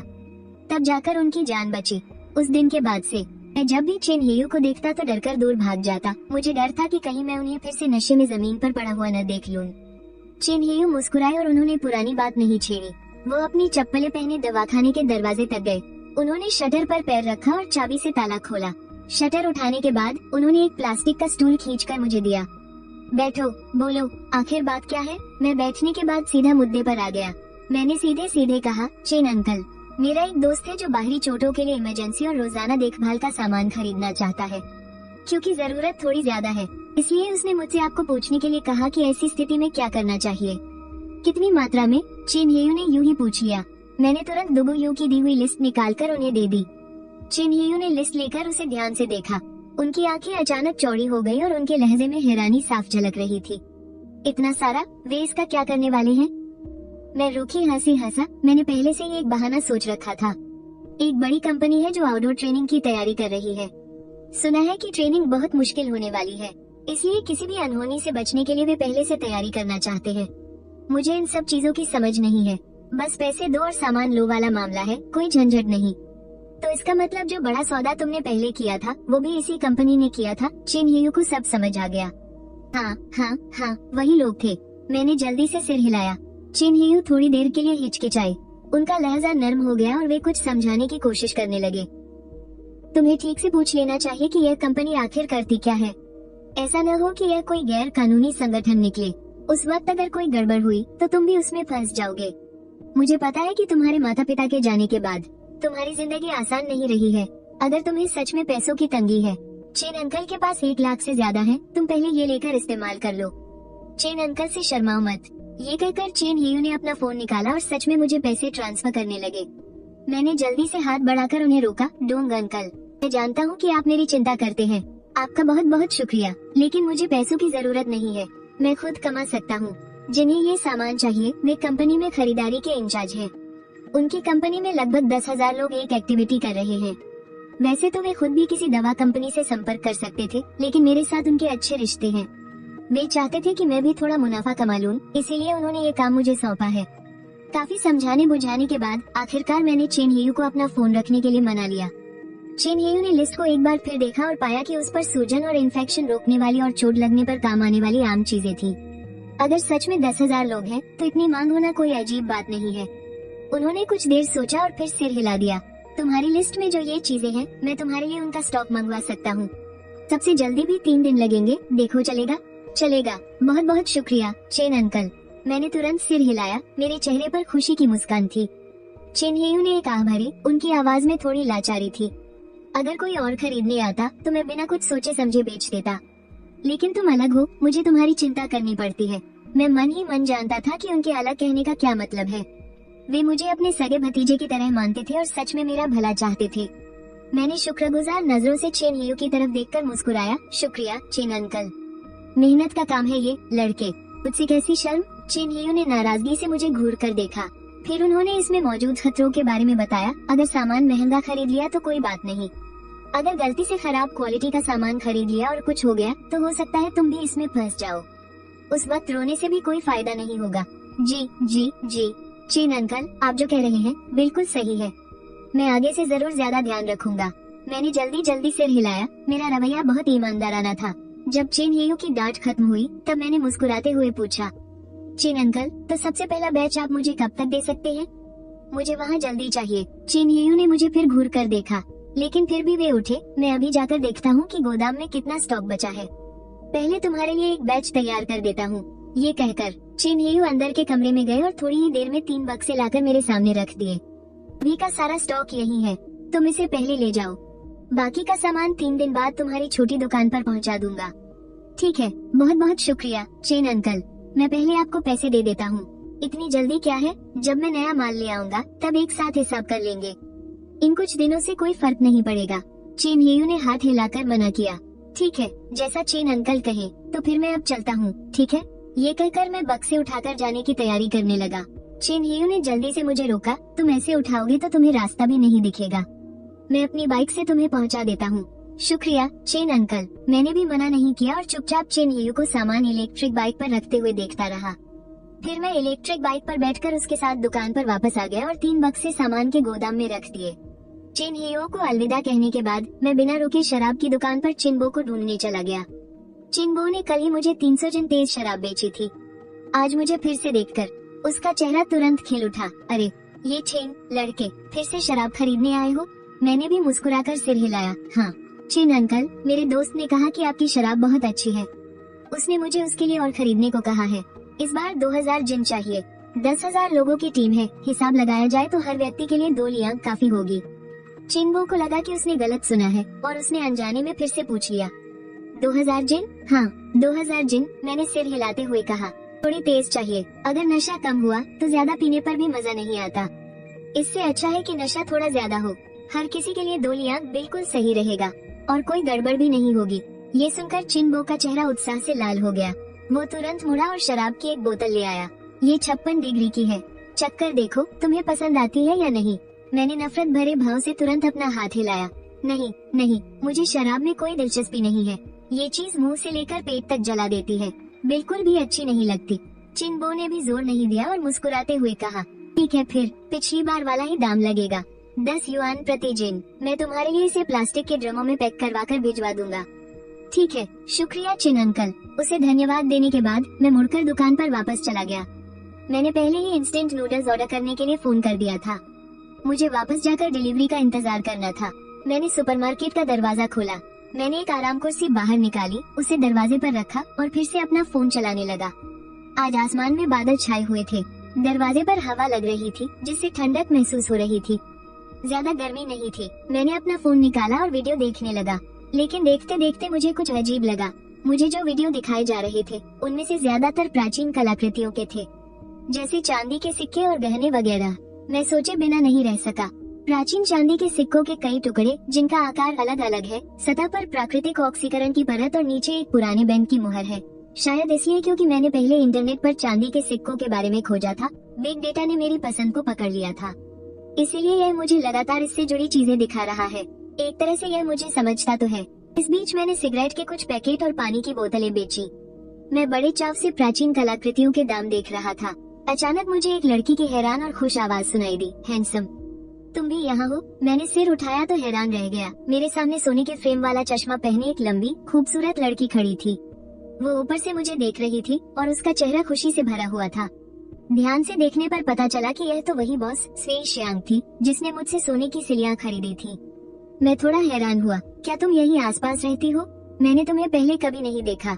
स्वे शियांग ने सिर हिलाया और मुस्कुराते हुए कहा, नहीं, मेरे नाना यहाँ रहते हैं। मैं अपने नाना से मिलने आई थी। सोचा नहीं था कि आते ही तुम दिख जाओगे। तुम्हारे नाना कौन है? मैंने यूं ही पूछ लिया। उनका नाम है शुपिंग है, स्वे शियांग ने जवाब दिया। ये बात सुनते ही मेरे मन में खतरे की घंटी बजने लगी। मैंने मन ही मन सोचा, गया काम से। चुई शियांग असल में दादा हे की नातिन है। दादा हे शहर के इस गांव के एक बुजुर्ग हैं। उन्होंने अपनी पूरी जिंदगी यहीं गुजारी है और वो गांव के लगभग सभी लोगों को जानते हैं। वो हर घर के हालात से अच्छी तरह वाकिफ है। मेरे माँ बाप दोनों आम लोग हैं। उनके पास खानदानी खजाना कहाँ से आएगा, और ये तो और भी नामुमकिन है कि उनके पास कैश कराने के लिए इतने सारे सोने के सिक्के हों। अगर चुई शियांग ने दादा हे से इस बारे में पूछ लिया तो मेरा राज जल्द ही खुल जाएगा। मैं जबरदस्ती हंसा। मेरी आवाज में थोड़ी मिन्नत थी। मैंने बिना किसी उम्मीद के उन्हें याद दिलाया, बॉस चुई, गांव में सब लोग एक दूसरे को जानते हैं। आप भूलकर भी किसी को यह मत बताना कि मैंने आपको सामान बेचा है, नहीं तो मैं मुश्किल में पड़ जाऊंगा। फिक्र मत करो, कोई बात नहीं। चुई शियांग तुरंत मान गई। उन्होंने खुद ही समझाया, हम इस बिजनेस में हैं। सबसे जरूरी बात है कि राज को राज रखा जाए। जो नहीं पूछना चाहिए वो हम नहीं पूछते, और जो नहीं बताना चाहिए वो हम नहीं बताते। हम आपके लिए बिल्कुल भी कोई मुसीबत खड़ी नहीं करेंगे। मैं अभी भी थोड़ा बेचैन था, लेकिन मैं सिर्फ सिर हिला सका। ठीक है, मैं आप पर यकीन करता हूँ। मुझे चुप देखकर चुई शियांग भी समझदारी से सिर हिलाकर बोली, मैं पहले अपने नाना से मिलने जा रही हूँ। चुई शियांग के जाने के बाद मेरा वीडियो देखने का भी मन नहीं कर रहा था। मैं बस सड़क को घूर रहा था और मेरी त्योरियां चढ़ी हुई थी। मेरा दिल चिंताओं से भरा था। अभी और भी बहुत से सोने चांदी के सिक्के हैं शिनजुंग। क्या मुझे उन्हें चुई शियांग को बेचना चाहिए या नहीं? अगर किसी ने पूछा कि ये चीजें कहाँ से आई तो मैं क्या जवाब दूंगा? अगर बात खुल गई और इसकी वजह से कोई जांच बैठ गई तो मैं खुद को कैसे बचाऊंगा? जेब में साफ साफ पैसे होते हुए भी उन्हें खुलेआम कैश कराने की हिम्मत नहीं है। यह अमीर होकर भी सब कुछ छिपाकर रखने का दर्द कौन समझ सकता है? मैंने चिढ़कर अपने बाल नोचे। मुझे लगा जैसे मेरा सिर चकरा रहा है। जब तक मिंग अंकल की डिलीवरी वाली गाड़ी दुकान के दरवाजे पर रुकी और 2 बार हॉर्न नहीं बजाया, तब जाकर मैं होश में आया। मैं जल्दी से उठकर उनका स्वागत करने गया। दरवाजा खोलो, मैं तुम्हारा सामान गोदाम में रखवा देता हूँ। मिंग अंकल ने अपना सिर बाहर निकालकर मुस्कुराते हुए कहा। मैंने जल्दी से गोदाम का दरवाजा खोला। मैं मिंग अंकल को गाड़ी को कुशलता से पीछे करते हुए और गाड़ी का पिछला हिस्सा गोदाम के दरवाजे के सामने लाते हुए देख रहा था। फिर हमने मिलकर इंस्टेंट नूडल्स और पानी के डिब्बे उतारे। सामान उतारने के बाद मिंग अंकल पसीना पोंछते हुए मुझे गांव की ताज़ा खबरें बताने लगे। शाओ ये, मैंने सुना है कि वो 4 होलसेलर जो रोंगरों पर केस करने के लिए कानूनी रास्ता अपना रहे हैं। कल उन्होंने तुम्हें परेशान किया था, कुछ हुआ तो नहीं? मैं सामान की गिनती करते हुए लापरवाही से जवाब दे रहा था। क्या हो सकता है? मैंने उन्हें सब कुछ साफ साफ बता दिया। मैंने उन्हें कॉन्ट्रैक्ट भी दिखाया। उनके पास कहने को कुछ नहीं बचा। वो मुझ पर केस नहीं जीत सकते। मिंग अंकल कुछ कहना चाहते थे लेकिन झिझक रहे थे। कुछ देर चुप रहने के बाद वो पूछने से खुद को रोक नहीं पाए तो उन्होंने यह नहीं कहा, मतलब ये कि तुम भविष्य में भी उन्हीं से सामान ऑर्डर करो? मैंने हैरानी से उनकी तरफ देखा। आपको कैसे पता कि उन्होंने मुझसे पूछा था? मिंग अंकल शर्मिंदगी से मुस्कुराए। अरे गांव बहुत छोटा है, खबरें तेजी से फैलती हैं। किसी ने मुझे बताया। मैंने सिर हिलाया और बात को टाला नहीं। उन्होंने पूछा था लेकिन मैंने हाँ नहीं कहा। अंकल, हमारा सालों पुराना रिश्ता है। माल के लिए तो मैं सबसे पहले आपसे ही बात करूंगा। अगर आपके पास नहीं है तो मैं उनसे पूछ लूंगा। ऐसा तो नहीं हो सकता कि आप मुझे पूछने भी न दे। आखिरकार हमने कोई एक्सक्लूसिव सप्लाई कॉन्ट्रैक्ट तो साइन नहीं किया है। हाँ हाँ हाँ, आप सही कह रहे हैं, मैं समझता हूँ। मिंग अंकल ने जल्दी से सिर हिलाया और कहा कि वो समझ गए हैं। लेकिन उनके चेहरे पर अभी भी थोड़ी शर्मिंदगी थी। मैंने और कुछ नहीं समझाया। मैंने फोन की तरफ इशारा किया। मिंग अंकल, मैंने पेमेंट आपको भेज दी है, आप चेक कर लीजिए। अगली बार कुछ जरूरत हुई तो आपको फोन करूँगा। ठीक है, ठीक है, तो मैं अब चलता हूँ। मिंग अंकल ने फोन लेकर एक नजर देखा। पेमेंट मिलने की पुष्टि करने के बाद वो गाड़ी चलाकर चले गए। मिंग अंकल के जाने के थोड़ी ही देर बाद टिन बो अपने आदमियों के साथ शराब पहुंचाने आ गया। मैंने सबको एक एक करके शराब के बैरल को गोदाम में ठीक से रखने का निर्देश दिया। सारी तैयारियां हो गई। मैंने समय देखा। मुझे लगा कि दुगु यू भी आने ही वाली होगी। मैंने सुपरमार्केट का सामने वाला दरवाजा बंद कर दिया और दरवाजे पर मालिक बाहर है, जरूरत पड़ने पर फोन करे का बोर्ड लटका दिया। फिर मैंने खास दरवाजा खोला। टाइम स्पेस सुपरमार्केट एक बार फिर खुल गया था। थोड़ी ही देर में दुगु यू अंदर आ गई। उसके साथ एक भारी बक्सा था जो सोने की सिल्लियों से भरा हुआ था। मुझे देखकर दुगु यू ने पहले बोलना शुरू किया। उसने दरवाजे की तरफ इशारा किया। सारा सामान तैयार है? मैंने सिर हिलाया और पीछे के दरवाजे के पास रखे सामान की ओर इशारा किया। सब तैयार है। दोनों छोटी फ्लैटबेड ट्रॉलियां भर दी गई है। बाकी का सामान भी ट्रॉली के बगल में है। दुगु यू ने पहले सामान नहीं देखा, बल्कि उसने पहले सिपाही से सोने की सिल्लियों वाला बक्सा मुझे देने को कहा। उसका लहजा गंभीर था। ये 300 तोला सोना है। इसे इस सामान और शराब की कीमत समझ लीजिए। आप इसे गिनकर देख लीजिए कि यह पूरा है या नहीं। मैंने बक्सा खोलकर एक नजर देखा। चमचमाती सोने की सिल्लियां करीने से रखी हुई थी। मेरी आंखों में खुशी की एक चमक दौड़ गई और मैंने जल्दी से सिर हिलाया। बहुत है, बहुत है। आप बहुत दरियादिल है जनरल दुगु। अरे हाँ, अगली बार से आप मुझे चांदी मत दीजिएगा। मुझे सिर्फ सोने की सिल्लियां चाहिए और वे पूरी तरह से ठीक होनी चाहिए, बिना किसी खरोंच या निशान के। उन पर मुहर भी लगी होनी चाहिए। इस तरह मेरे लिए उन्हें संभालना आसान हो जाएगा। दुगु यू तुरंत मान गई। उसका लहजा काफी सहज था। पिछली बार जब हमने सामान जब्त किया था तो उन अमीर घरों से हमें कुल मिलाकर हजारों तोला चांदी मिली थी और कई हजार तोला सोना। यह आपके यहाँ से कई बार सामान खरीदने के लिए काफी है। आगे से सोने चांदी की कोई कमी नहीं होगी। वो ट्रॉली के पास गई और इंस्टेंट नूडल्स को देखा। फिर उसने शराब के बैरल को देखा और थोड़ा झिझकते हुए कहा, इंस्टेंट नूडल्स तो ठीक है और उनकी मात्रा भी काफी है। बस ये जो 2000 किलो शराब है, मुझे लगा था कि हर आदमी के लिए एक कटोरा काफी होगा, लेकिन अब ऐसा लग रहा है कि अगर सिपाहियों ने जी भरकर पी तो ये कम पड़ जाएगी। क्या थोड़ी और मिल सकती है? मैंने कुछ नहीं समझाया, बल्कि एक बैरल खोलकर उसमें से थोड़ी सी निकालकर उसे चखने के लिए दी। दुगु यू ने कटोरा लिया और बिना झिझके पी लिया। उसका चेहरा एक ही पल में सिकुड़ गया और उसकी भौहें तन गई। उसके होंठ कांपने लगे। ये शराब, मॉडल शराब बहुत तेज थी। वो इसके लिए तैयार नहीं थी। उसे बस गले से लेकर पेट तक जलन महसूस हुई और पूरा शरीर गर्म हो गया। कैसी रही? ऐसी शराब का एक एक कटोरा भी काफी नहीं है क्या? काफी है, काफी है। ये तो बहुत है। सोचा नहीं था कि यह शराब इतनी तेज होगी। अगर ज्यादा पी ली तो यकीनन काम में गड़बड़ हो जाएगी। बस इतनी ही ठीक रहेगी। सामान की पुष्टि हो गई। 10 डिब्बे इंस्टेंट नूडल्स, 3 डिब्बे आपातकालीन सामान, 50 जिन के एक पीपे वाली शराब के कुल 40 पीपे। सैनिक ट्रॉली धकेलकर पहले सामान बाहर ले गए। दुगु युए ने सैनिकों को पहले कैंप लौटने के लिए कहा और खुद सुपरमार्केट में वापस चली गई। उसे मुझसे कुछ और बात करनी थी। सैनिकों ने पहले ही सुन रखा था कि इस दुकान का मालिक एक जवान और खूबसूरत लड़का है। अब जनरल को जानबूझकर रुकते देख वे सब उन्हें छेड़ने लगे। तभी तो जनरल आज इतनी सज धज कर आई है। तो ये सब बॉस ये के लिए था क्या? सज धज कर? जनरल तो हमेशा ही वीर और साहसी दिखती हैं। उनका अंदाज ही निराला है। अरे जनरल, आप जाइए और अपना काम कीजिए। हम कैंप में वापस जाकर इंतजार करते हैं। जनरल तो जनरल है। अगर आप व्यस्त हैं तो आज रात कैंप न भी लौटे तो कोई बात नहीं, हम सब समझते हैं। वे सब जोर जोर से हंसते हुए और शराब के पीपे उठाए हुए शोर मचाते हुए भाग गए। बस दुगु युए ही अकेली लाचारी में सिर हिलाकर मुस्कुराती रही, लेकिन उसके कान चुपके से थोड़े लाल हो गए थे। जब सैनिक दूर चले गए तो वो सुपरमार्केट में चली आई। मैंने उसके लिए एक प्लास्टिक का स्टूल खींचा और उसे काउंटर के बाहर रखकर मुस्कुराते हुए कहा, बैठिए, आपको मुझसे और क्या बात करनी है? दुगु युए आराम से बैठ गई। अपने पास से एक कपड़े की थैली निकालकर मुझे थमा दी। इसमें कुछ और सोने की सिल्लियां हैं। इसे बयाना समझ लीजिए। कृपया बाकी का सामान जल्द से जल्द तैयार कर दीजिए। मैंने कपड़े की थैली खोली। अंदर और 30 सोने की सिल्लियां थी। हिसाब लगाया तो ये 2 करोड़ से ज्यादा हुए। मुझमें एकदम से फुर्ती आ गई। मैंने अपना फोन निकालकर सामान की खींची हुई लिस्ट खोली और उसे देखने के लिए दी। इस सामान को तैयार करने में अभी 3 दिन और लगेंगे। क्या आपके पास उतना समय है? दुगु युए की नजरें मेरे चेहरे पर टिकी थी। उसकी आंखों में एक पल को नरमी की झलक दिखी। उसने धीमी आवाज में जवाब दिया, समय है। 3 दिन के अंदर पीछे हटने का आदेश शायद अभी नहीं आएगा। वो थोड़ी देर रुकी, फिर धीरे से बोली। उसकी आवाज में थोड़ी उदासी थी। योंगजो शहर पर कब्जा करना सैनिकों की मेहनत का फल था, लेकिन उसके बाद की शांति वार्ता दरबार का मामला है। मैं इसमें दखल नहीं दे सकती। अब दोगु सेना सबसे मुश्किल लड़ाई पूरी कर चुकी है। अब बस मुझे और मेरे पिता को दरबार के आदेश का इंतजार करना है। या तो हम विजयी होकर राजधानी लौटेंगे, या यहीं तैनात रहेंगे, या फिर पिछले ताइजों में वापस चले जाएंगे।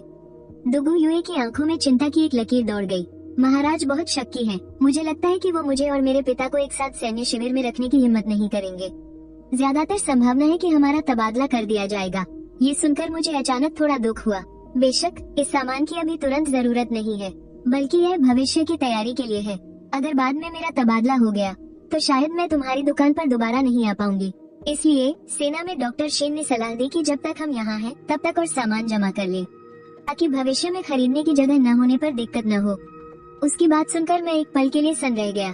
फिर मैं अपनी हंसी रोक नहीं पाया। तुम भी न पगली हो क्या? सिर्फ तुम ही यहाँ आ सकती हो।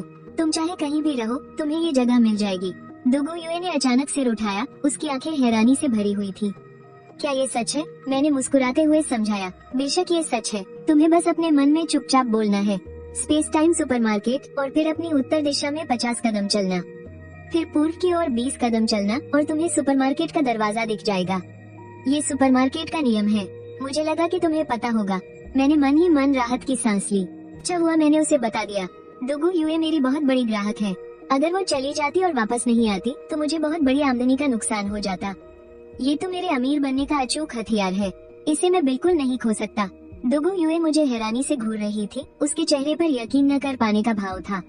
थोड़ी देर बाद वो संभली और उसकी आवाज में थोड़ी उत्तेजना थी। क्या सच में ऐसा हो सकता है? मैं अभी बाहर जाकर कोशिश करती हूँ। उसे जल्दबाजी में बाहर भागते हुए देखकर मैं अपनी हंसी नहीं रोक पाया। ये भोली जनरल तो सच में बहुत जल्दी लोगों पर भरोसा कर लेती है। लेकिन मेरा दिल गर्माहट से भर गया। पता चला कि वो मुझे सिर्फ एक व्यापारी नहीं बल्कि एक भरोसेमंद दोस्त मानती है, शायद उससे भी कुछ ज्यादा। मैंने अपना सिर हिलाया और अपने दिमाग से इन उल्टे सीधे ख्यालों को निकालकर गोदाम को व्यवस्थित करने लगा। दुगु युए के ऑर्डर बड़े होते जा रहे थे और गोदाम में सामान भी बढ़ता जा रहा था। शुक्र है कि सिस्टम में ऑटोमेटिक सामान छांटने का फंक्शन था, वरना मैं सच में ये सब नहीं संभाल पाता। 3 दिन बाद चेन हियू ने वादे के मुताबिक बाकी का सामान भेज दिया। मैंने उसी समय सारा भुगतान कर दिया। फिर 2 दिन और बीत गए। दुगु युए अपने सैनिकों के साथ सामान लेने आए। गोदाम को सामान से खचाखच भरा देखकर उसकी आंखों में हैरानी साफ झलक रही थी। तुमने सच में सब तैयार कर लिया? मैंने सिर हिलाया और मुस्कुराते हुए कहा, बेशक, मैं तुम्हारे जरूरी काम में देरी नहीं कर सकता। दुगु युए ने मेरी तरफ देखा। उसकी आंखों में कई तरह के मिले जुले भाव थे। आभार था, तारीफ थी और एक हल्की सी कोमलता भी थी जो आसानी से नजर नहीं आ रही थी। वो कुछ पल चुप रही, फिर बोली, ए चेन, मेरा इंतजार करना। मैं एक पल के लिए चौंक गया, फिर मुझे उसकी बात का मतलब समझ में आया। मेरे गाल लाल हो गए और मैंने सिर झुकाकर धीरे से हम कहा। दुगु युए मुस्कुराई और मुड़कर सैनिकों के साथ सामान उठवाने लगी। उसकी पीठ सीधी और दृढ़ थी। मैंने उसकी ओझल होती परछाई को देखा। मैं वहीं खड़ा रहा और मेरे दिल में अचानक एक अजीब सी भावना उमड़ पड़ी। शायद इसी को किस्मत कहते हैं। एक प्राचीन काल की जनरल और एक आज के जमाने का आम लड़का एक छोटे से सुपरमार्केट की वजह से मिले और एक दूसरे को जानने लगे। मैंने अपना सिर हिलाया और अपने दिमाग से इन उल्टे सीधे ख्यालों को निकाल दिया और आज की आमदनी का हिसाब करने लगा। दुगु युए जो सोना लाई थी वो मेरी पूरी जिंदगी आराम से गुजारने के लिए काफी था, लेकिन मैं सिर्फ ये दौलत नहीं चाहता था। मैं सुपरमार्केट के दरवाजे तक गया और दूर आसमान की ओर देखते हुए मन ही मन सोचने लगा, उसे सुरक्षित वापस आना ही होगा। मुझे पता था कि मैं उसका इंतजार करूंगा, चाहे कितना भी समय लगे, मैं उसका इंतजार करूंगा, क्योंकि वो मेरी जिंदगी का सबसे अप्रत्याशित और सबसे कीमती तोहफा है। और हमारी कहानी तो अभी शुरू हुई है।